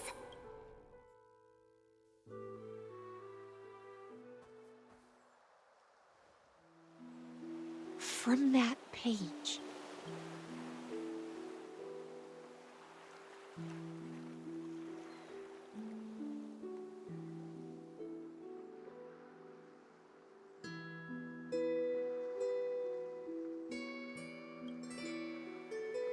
emerged an ocean so vast, so pure. Not a single trace of corruption. Is this Seridra? Electra, my subject. Ever since you walked out of the tainted ocean and pledged yourself to me, I have seen the abyss in your eyes and the emptiness in your heart. That was why I promised you a new ocean, where the Imperator's ambitions would serve as the currents, and loyalty would be its light. Electra, my subject. You have done your duty as my blade, The prophecy has now made its final decree on the road I intend to walk. My conquest is doomed to never reach the stars. But the Imperator never makes empty promises. So take this memory, this ocean, beyond the sky, as witnessed by the Deliverer. This is the final gift that the Imperator can leave for her subject.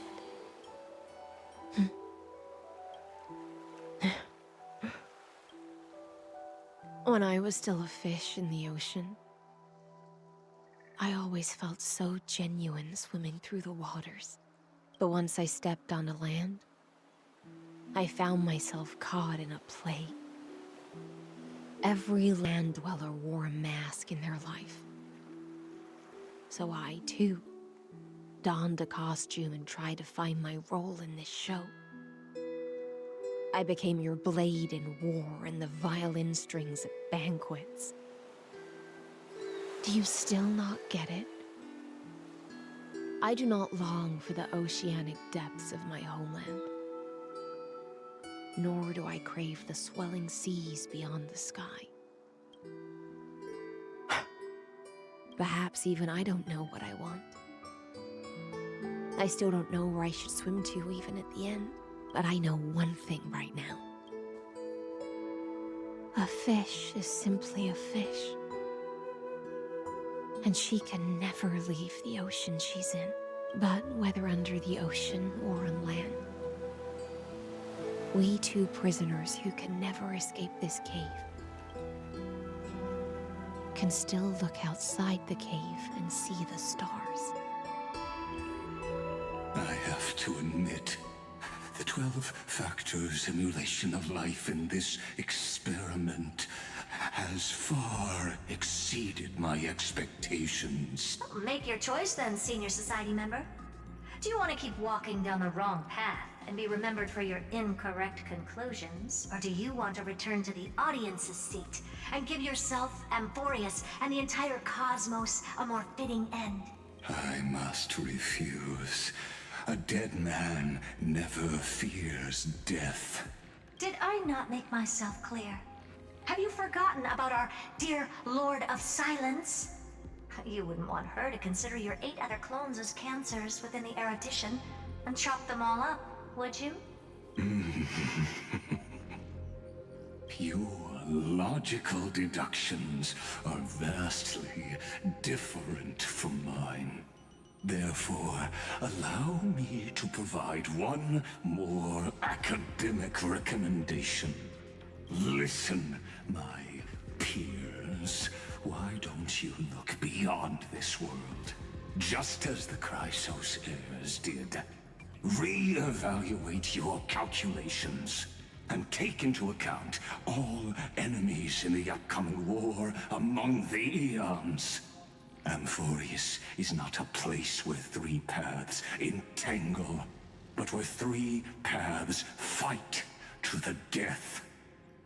You used Memoria to resist me, but did you not consider the possibility that the Remembrance and their children might have taken this opportunity to join the fray as well?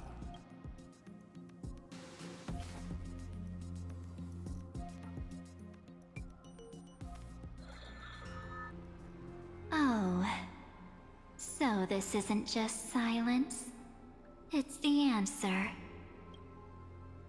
What was the last thing she said to you before you parted the waters at the Scale Gorge waterscape? A tricky question, but one with a simple answer. She didn't say anything back then, right? That's correct. And now I'm sure. You are not March 7th. There's no way she would remember that detail.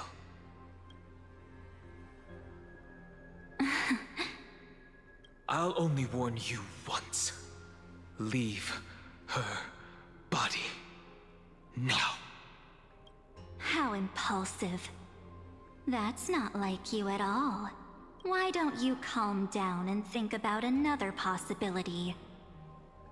I didn't take over March 7th's body. Rather, it's March 7th who regained my memories.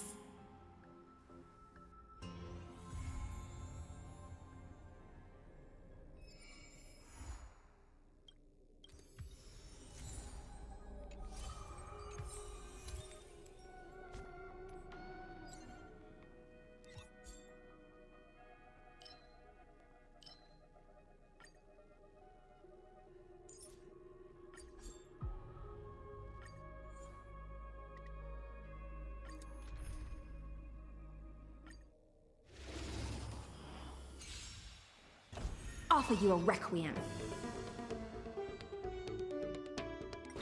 Sync with me. Relax. Get them! Fiends or devils! I'll crush them all! Time to say bye. Boom. Be intoxicated. Stand still. In the abyss's revels, your cries rise. Sync with me. Relax. Beneath the waters lies an endless abyss. Stand still. Time to say bye. Boom. Relax. Get them! Stand still. Time to say bye. Boom. Be intoxicated. Relax. Get them!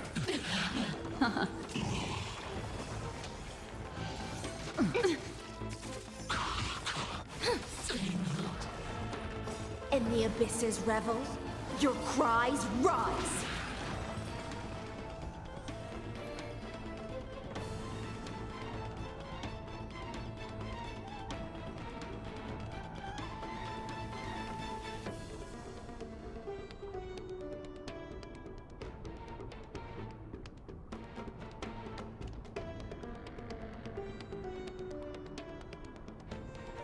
Up 10 max.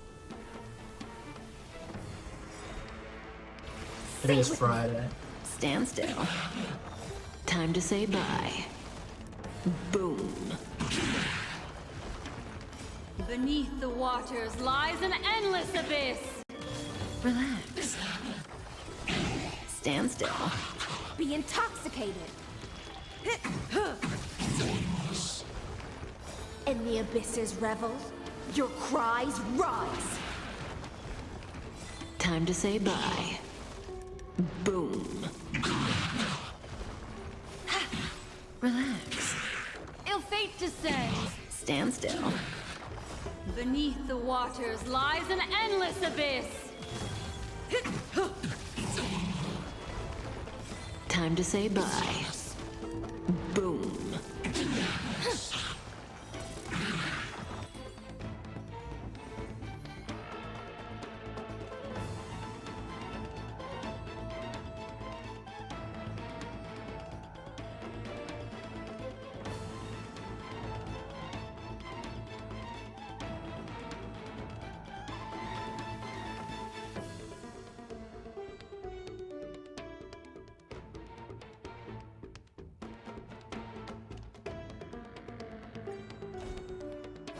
Sync with me.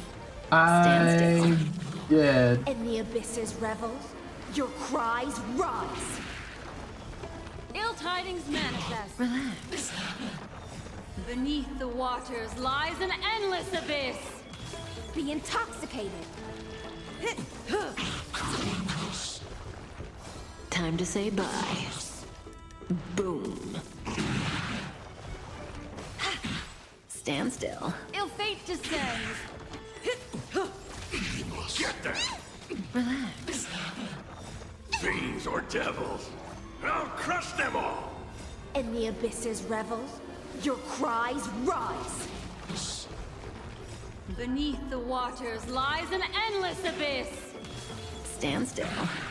Time to say bye. Oh yeah. Boom. Ill tidings manifest. Bro, this HSR story, it wasn't that great. Stand still. It was very drawn out and Time to long. say bye. Boom.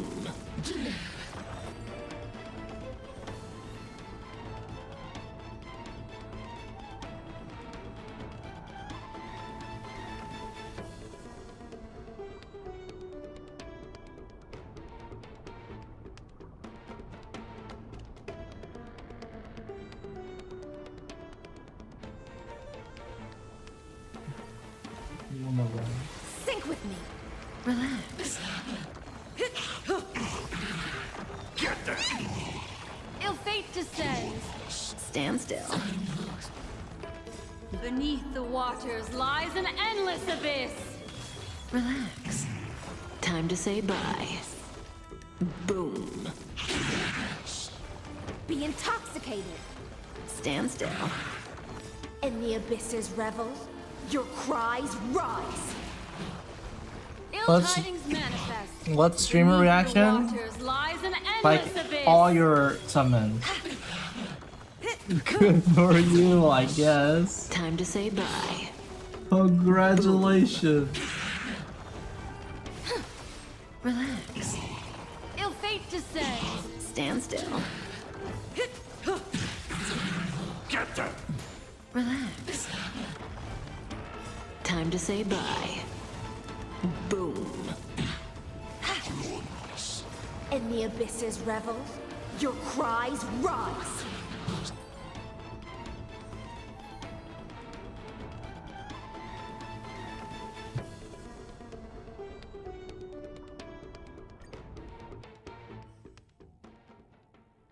Genuine, I already saw it. You got it in like what?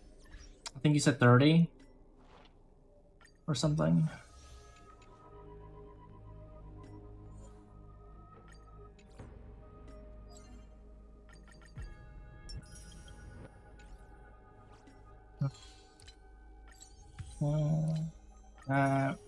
That, bada bing, boom, bye.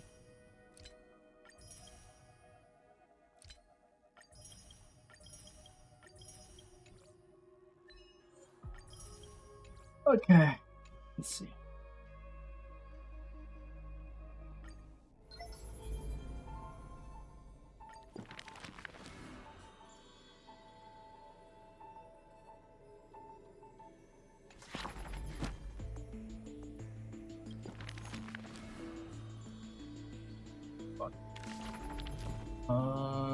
Anything on the EX on Omega? Scepter.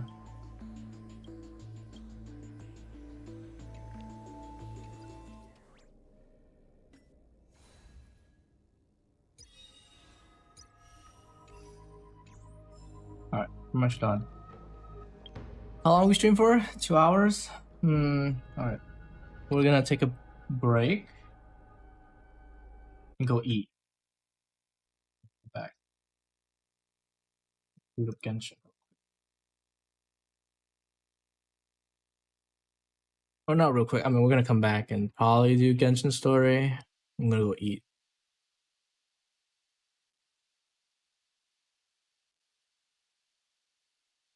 Yeah, supposedly.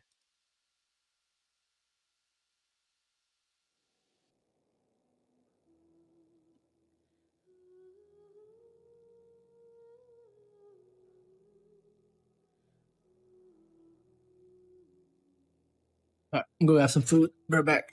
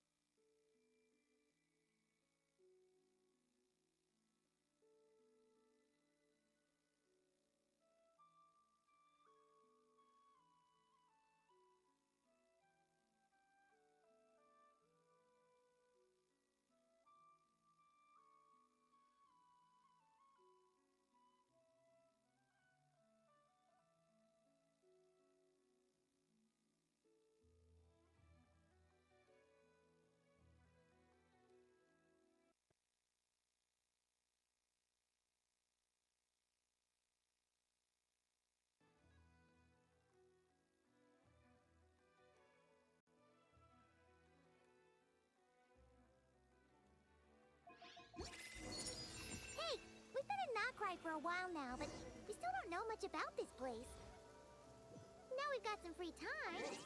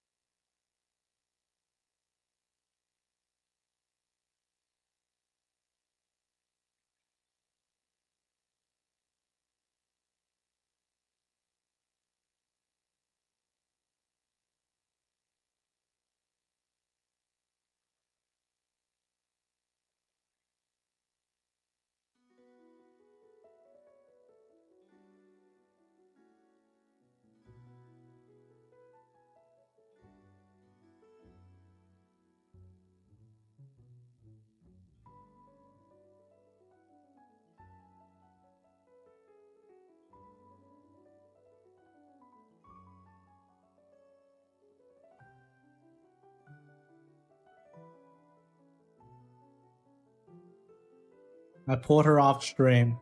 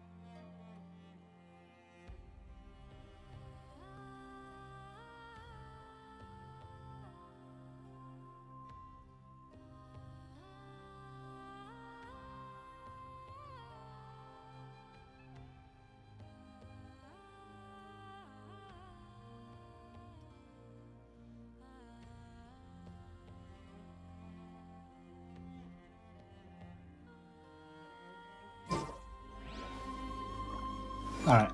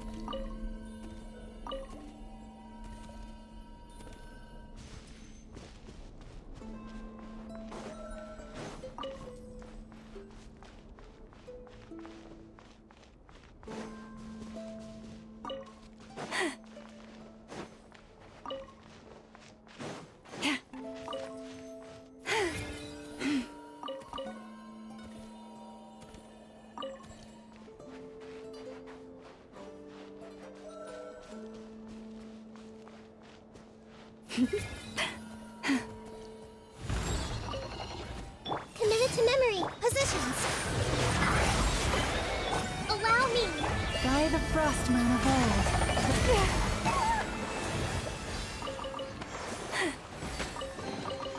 Perhaps this treasure has been waiting for you all along.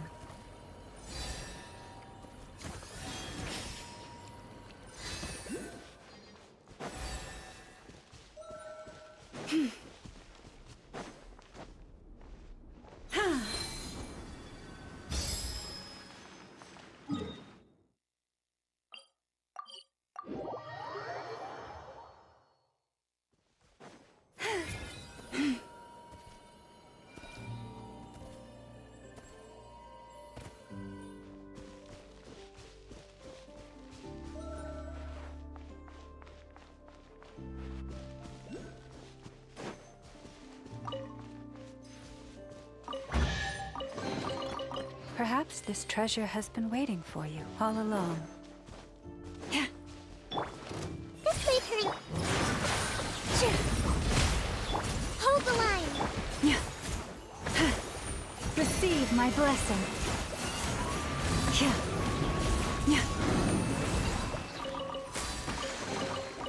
Perhaps this treasure has been waiting for you all along.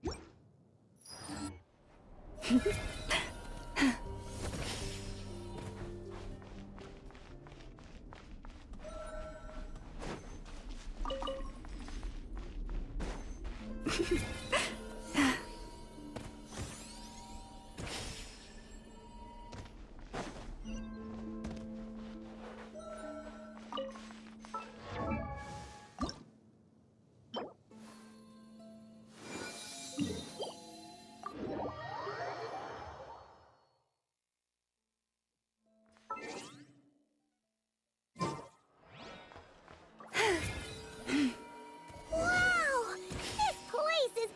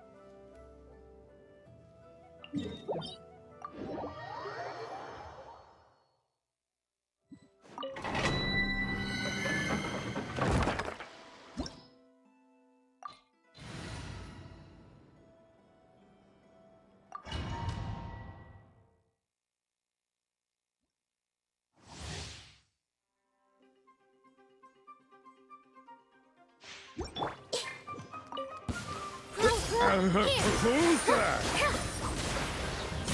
A brash maneuver! Allow me. Lush as the moonlight. Pretty sharp.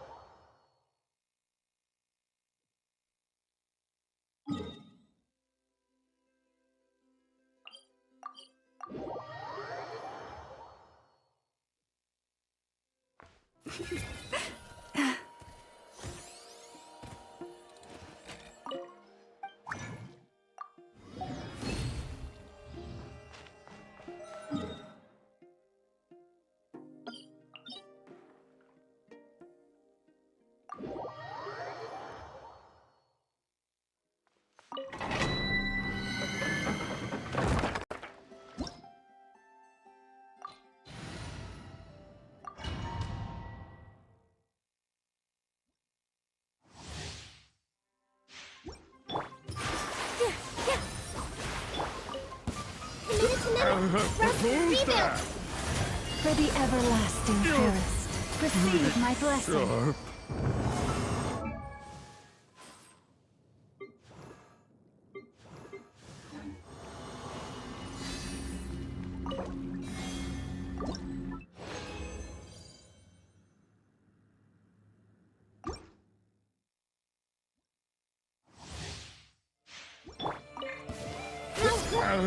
Who's that? Allow me. Branch into song. Leave this place.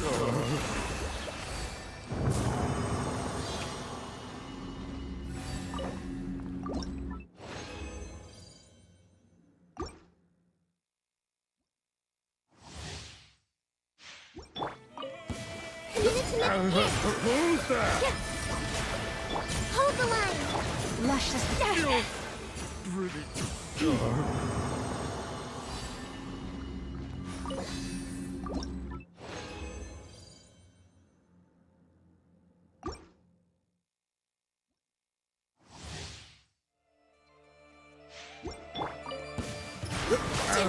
Who's that?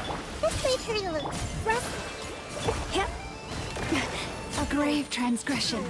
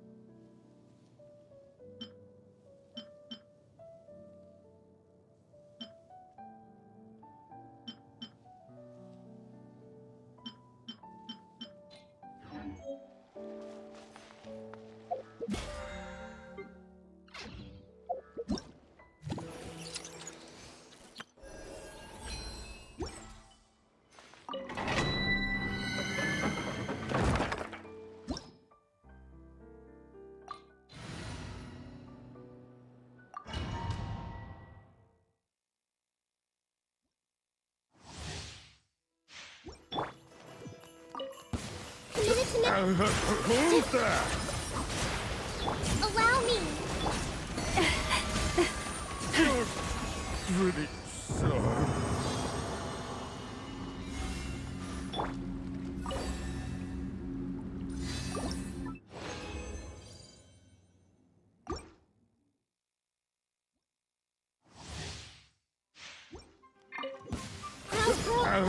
Who's that?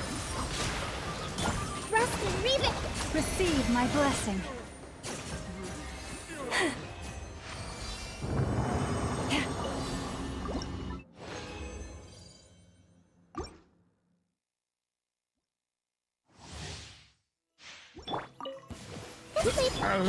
Who's that? Allow me! Branch into song. Who's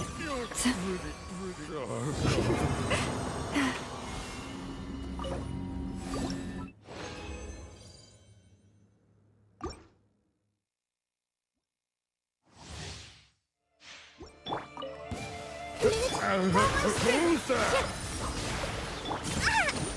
Rustin, Reebok! A brash maneuver!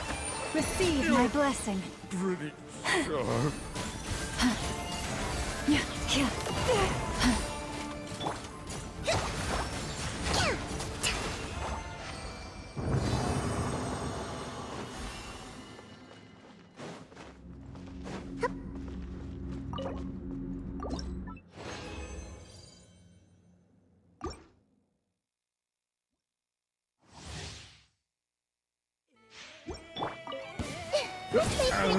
Who's that? Allow me! Branch into song. Pretty sharp.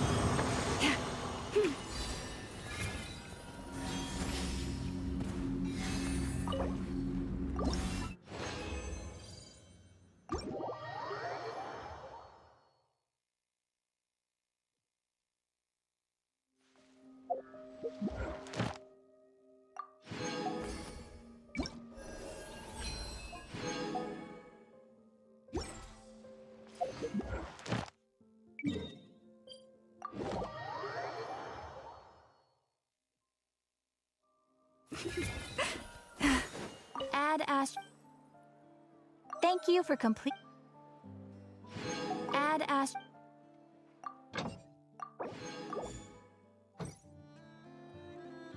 Add Ash.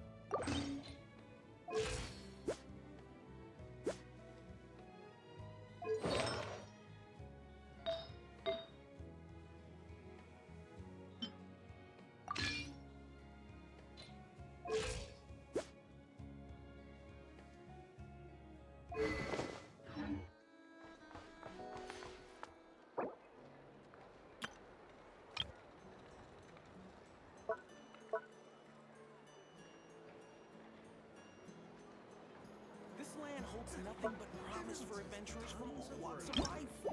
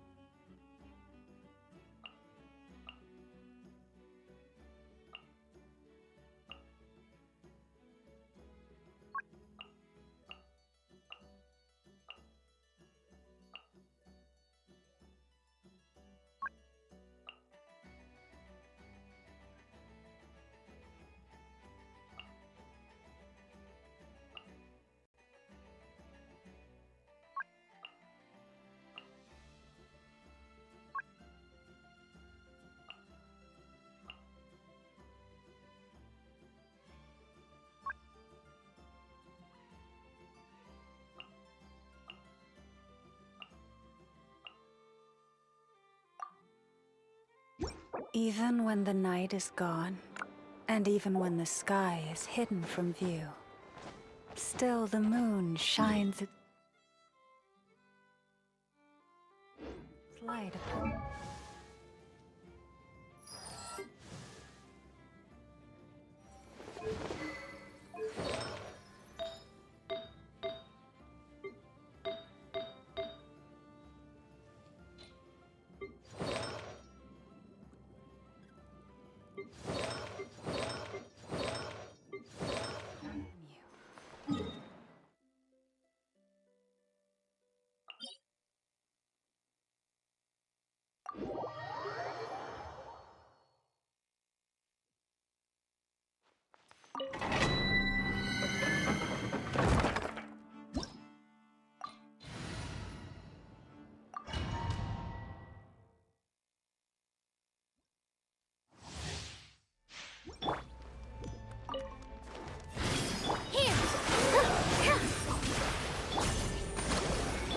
With one heart, we pray. Stay your...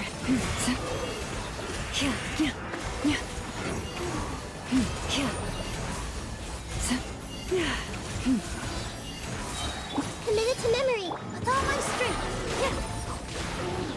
Lush as the moonlight. Hold the line.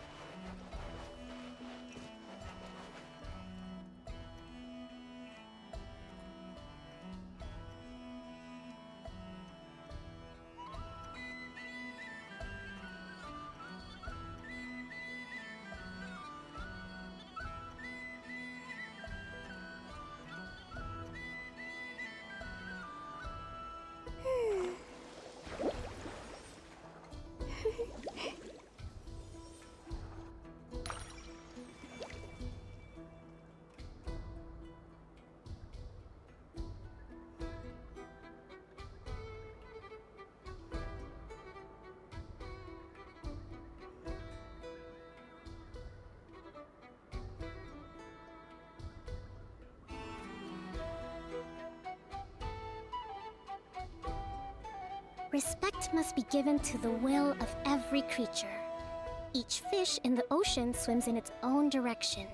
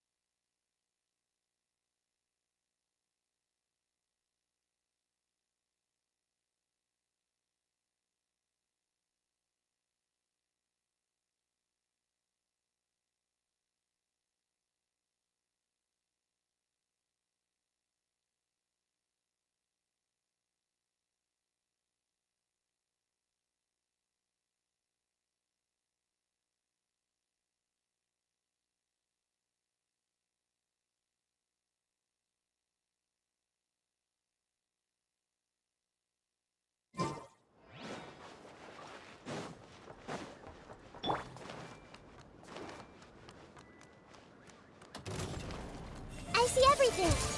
Here.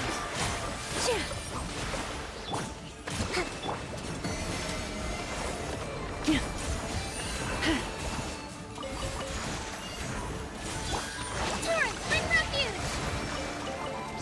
Let's move out. Branch into song.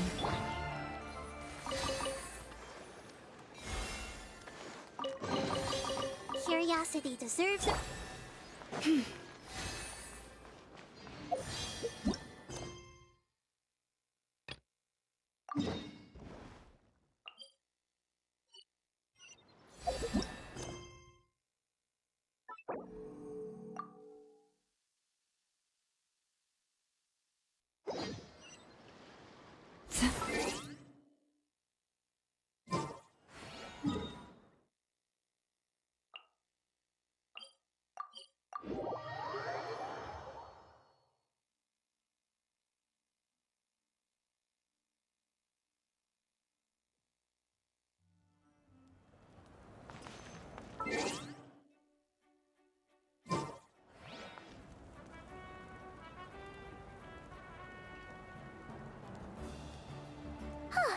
Hey, Aneva.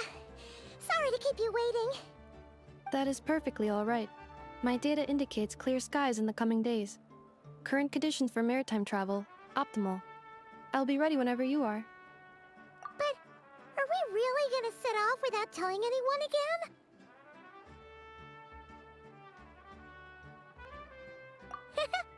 Funny you mention it. You'll never guess who Paimon saw on the way over. Hey! You didn't seriously think we'd let you leave without a farewell party, did you? No chance. Yeah, come on, Traveler. We've already made all the preparations. And most importantly, how dare you try and slip away without first paying your respects to the almighty Dragon Lord! A little bird told us you'd soon be leaving for Nodcry. So, we asked Paimon to give us a heads up before the date of your departure. You sure it's not time to think about changing that little habit of ours? Don't worry, we won't keep you long. Besides, everyone's there already. Shaska, Ian-san, Auroron, even the Pyro Archon herself. You're invited too, Anefa. Shilonen has a special gift for you. Accompaniment request accepted. Shilonen demonstrates excellent massage technique. My impression of her is exceedingly positive. Wait, so robots like massages too? Or is it just that Shilonen really knows how you're wired? Alright, enough with the chit-chat. Let's head to the venue.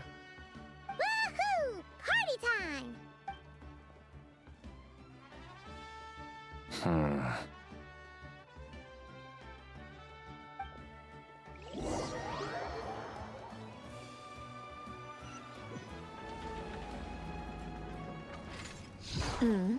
Spit it out then.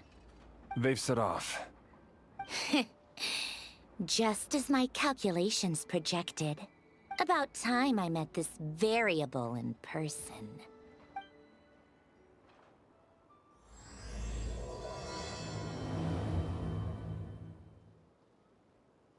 You know, every time we head to a new nation, there's always a point where it suddenly dawns on Paimon. This is it. The next chapter of our adventure has begun.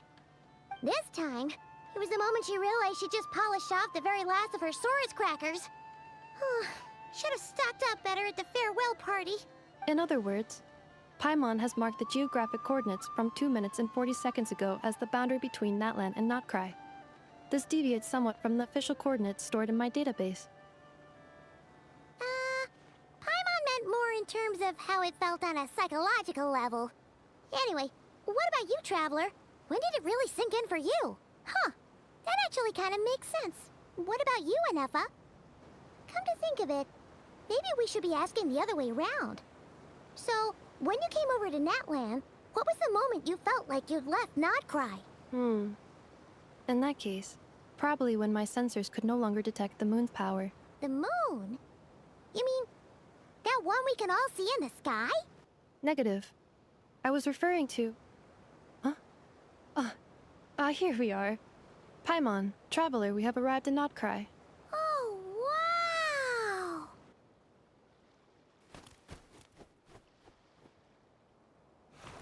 Paimon, traveler. Welcome to Notcry.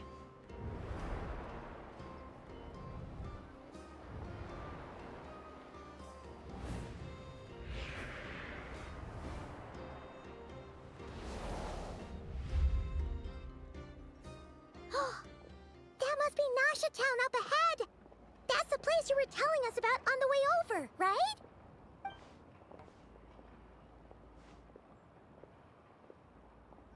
That is correct, Paimon. It is also the most bustling commercial hub in all of Notcry.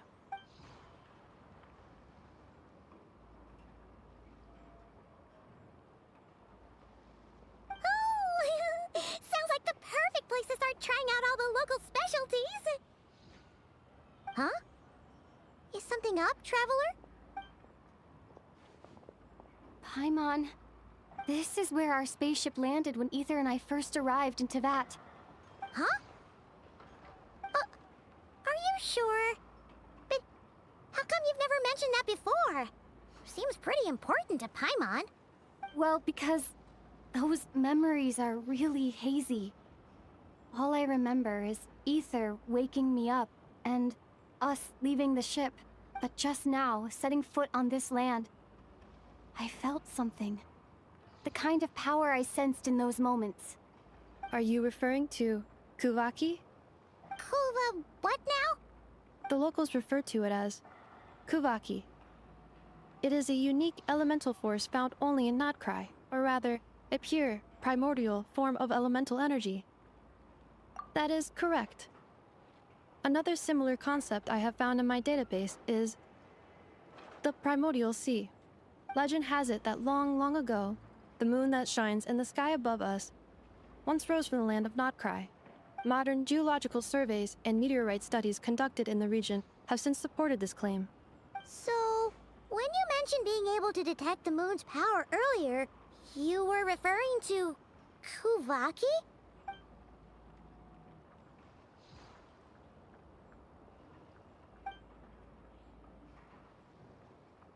Wait, traveler, you're saying we might actually find your spaceship here? Do you still remember where it landed? Notcry is surrounded by the ocean. In other words, it could have been anywhere along its coastline. Negative. Description still lacks sufficient detail to pinpoint target location. Hey, it's okay if you can't remember everything right away. After all, it's been a really long time. Let's just do what we've always done, and keep searching as we explore. Besides, what have you got to fear with your sidekick Paimon still here? I'd be more than happy to help you out as well. Our pleasure. Anyway, just knowing that your spaceship's here in Notcry surely counts as a big step forward, huh? Like we've crossed another boundary? Paimon couldn't have put it better herself. You sure are a quick learner, Inefa.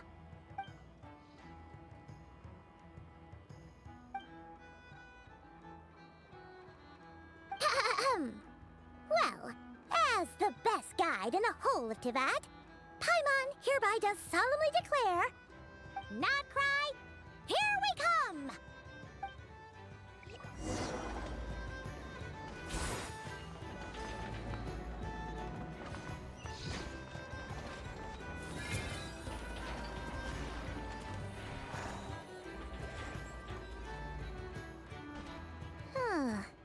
It just occurred to Paimon, if we were looking to put out a missing spaceship commission, or to learn more about Notcry, wouldn't it make sense to drop by the Adventurers Guild?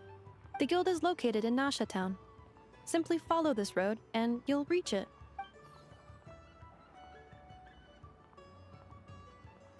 Huh? What in Teyvat is that? Looks kinda like a Seelie, floating around in the air like that. That is a Kuhenki, a species unique to the land of Notcry. A Kuhenki? Does she have something to do with the moon, too? Indeed it does. According to the Frost Moon Scions, the indigenous inhabitants of this land, the Kuhenki, are said to be familiars of the moon goddess, leading those who walk in the moonlight's glow to things of great importance. The moon goddess? Hey, Dabbler. Don't all people here worship the Tsaritsa? Although I Notcry pulled lies on her Snezhnia's border because regions, the people here I have like held their Bloom own Bloom unique beliefs since time Bakudan. immemorial. As I mentioned, And also, she's probably everything in gonna be this a land shares good deep support connection with the for moon and the sky Nefer. above. The beliefs of the Frostmoon Scions seem to date back to the civilization of the Angels. According to the documents in my database, even the 7 Archons did not exist at that time. Wow! So the origin of their beliefs goes back even further than the Archon War? Correct. At some point, you may come across some statues of their goddess. The Frostmoon Scions carved these as well. Hey! Looks like she's floating away! I suggest you follow her. The probability of an ordinary person encountering a Kuhenki lies in the single digits. Many here consider them heralds of good fortune.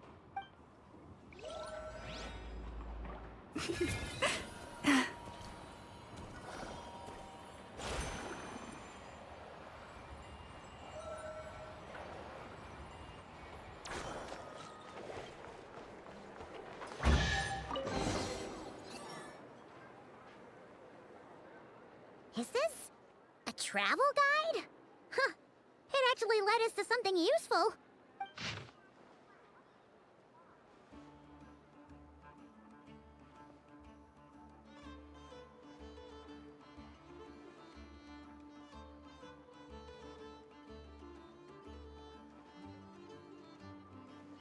Are there any particular points of interest? Oh, it all looks pretty interesting to Paimon. If we have time, she'd love to see, pretty much everything. Recalibrating route. If we keep following the current path, we will arrive at an area of scenic beauty.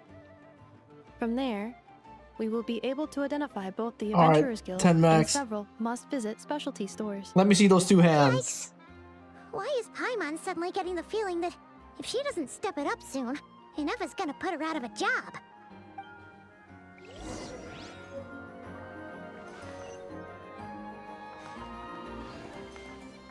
You're gooning. Gotta. I heard a chest. Did anybody hear that?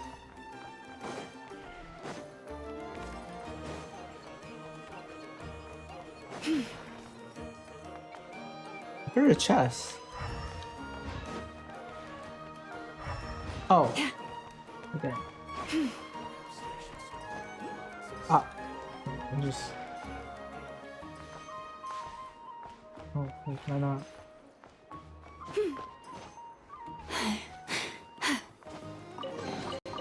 Take heart. You toil not in vain. Right, there we go. We'll see about that. We'll see if she sells. Well, actually, she'll probably sell just because of the bonuses.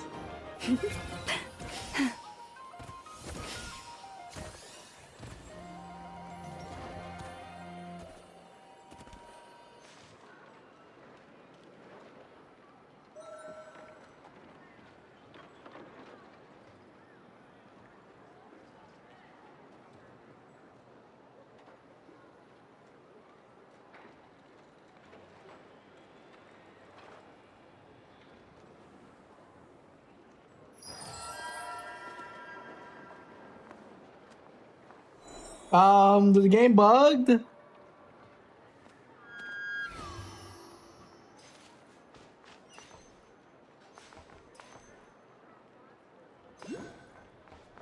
What? Oh my god. Alright.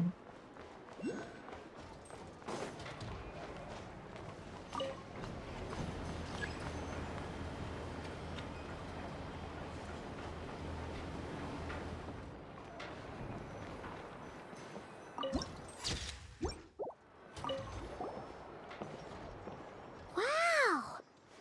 Nasha Town actually looks pretty big from here. Feels a bit different than Paimon imagined, though. Which aspects in particular? I'm not going from for your any more expectations? consolations. I'm broke. Well, Paimon keeps hearing people describe Oh, Nodcry wait, you're as talking an about the adventurer's paradise. So for the free one, right? Oh, I'm picking Nilo. perfect somehow. Because there's nothing else According to I legend, really want. There was indeed an era of peace in Notcry's past, the age of the Fae. Tales of those ancient heroes are still told today. One of the most well-known is that of the Lantern Fae. This individual performed many good deeds for Nodcry. The present-day Lightkeeper's nightly lantern patrols are, in part, a tribute to their memory. But then, one day... What happened? There came a devastating abyssal calamity that swept across Nodcry, and for a time it was left desolate. Heartbroken by what had become of the land they had so cherished, that Fae extinguished their light, just as the abyss had extinguished all hope. Nowadays, the paradise people speak of is more of an aspiration.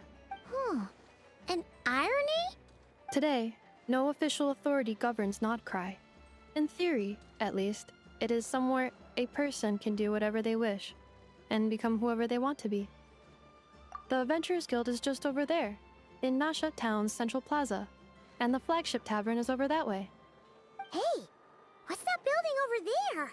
You know, the biggest, tallest one. That is Aino's Boom and Blast Kuvaki energy cannon. It gets activated when the wild hunt threat level outside Nasha Town reaches a certain threshold. But according to the scan I just ran, the energy cannon appears to be malfunctioning, likely due to a recent discharge. The Wild Hunt? Isn't that the abyssal calamity you mentioned that's specific to Nodcry? It is a phenomenon that has been occurring for several centuries now. Yet the time and location of wild hunt attacks are seemingly random. At first, it was more of an old wives' tale that adults used to scare children. If you don't start behaving, kid, some night, the wild hunt's gonna come for you. Listen, do you hear that? That weeping in the fog? Those are the cries of a young woman being dragged away. You're saying people actually hear things like that? I have not witnessed enough wild hunt attacks to give a statistically sound answer. But the oldest legends say that all people saw was the ghostly shadow of a woman in the mist. It wasn't until later that it became a full-blown calamity. Abyssal monsters and all. Oh, when you put it like that, Paimon's really gotta hand it to Aino. Not only did she repair you, but she's even built a giant cannon to keep the wild hunt at bay. Absolutely. Aino is very impressive indeed. Anyway, according to my schedule, it is time I took you over to the flagship. Oh, sure. After all, we shouldn't keep Varka waiting. Well, Paimon's not sure if he'll actually show up at the bar this early. You're right about that.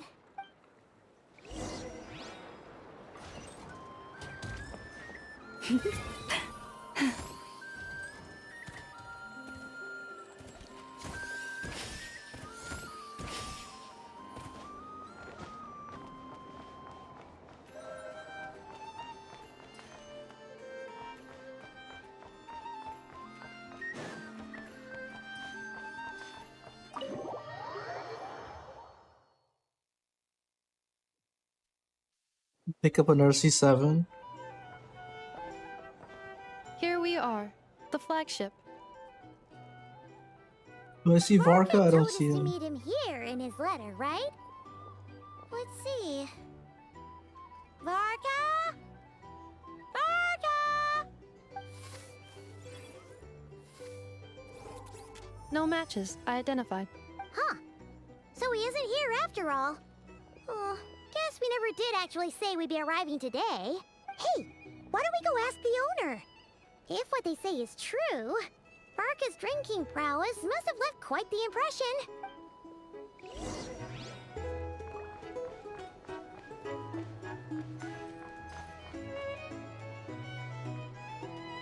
Huh? Well, well. If it isn't the ineffable Ineffa. Hello there, Dimyon. You know each other? Of course! Ineffa's a regular here at the flagship. So, robots are into booze too?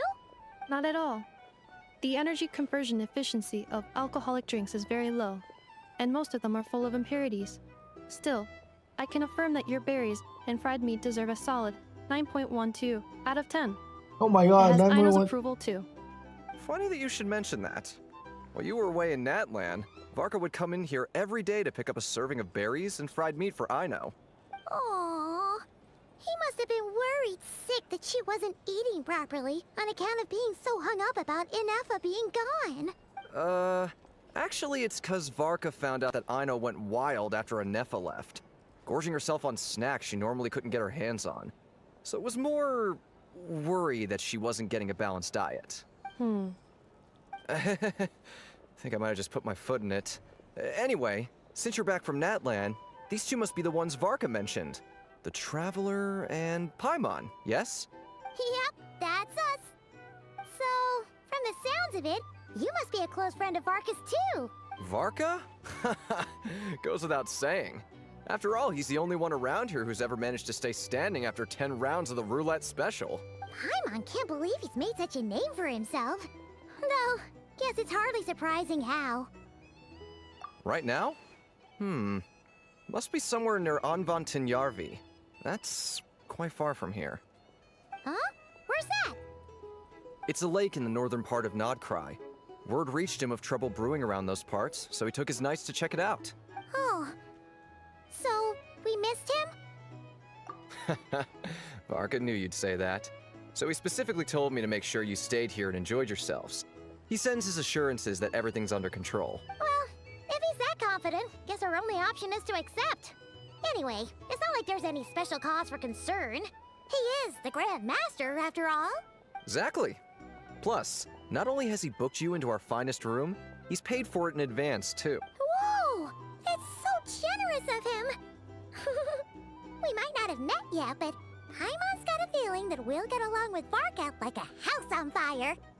Oh, and by the way, he also asked me to serve up a portion of berries and fried meat for Ineffa. That was prepaid as well. Thank you. No, thank you. I'm the one who should be grateful for your business. Traveler, Paimon, why don't you go ahead and drop off your luggage? I can use this time to go pick up some components that Aino asked me to bring back. Sure thing. Besides, now that we've got ourselves a map, once we're done unpacking, we might as well go for a stroll ourselves. Why don't we meet up again later? Oh. So you no longer require navigational assistance? No worries, we should be fine. We've got a rough idea of our way around town, so Paimon's reasonably confident we shouldn't get too lost. Thank you. This translates into an approximate time saving of 30%, meaning I will be able to see Aino about 45 minutes earlier than previously projected. Oh, right. You must miss her a lot, too. In that case, we better get a move on.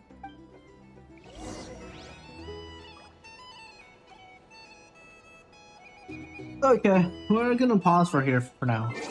We'll continue tomorrow. Oh, I'm tired. Alright, guys.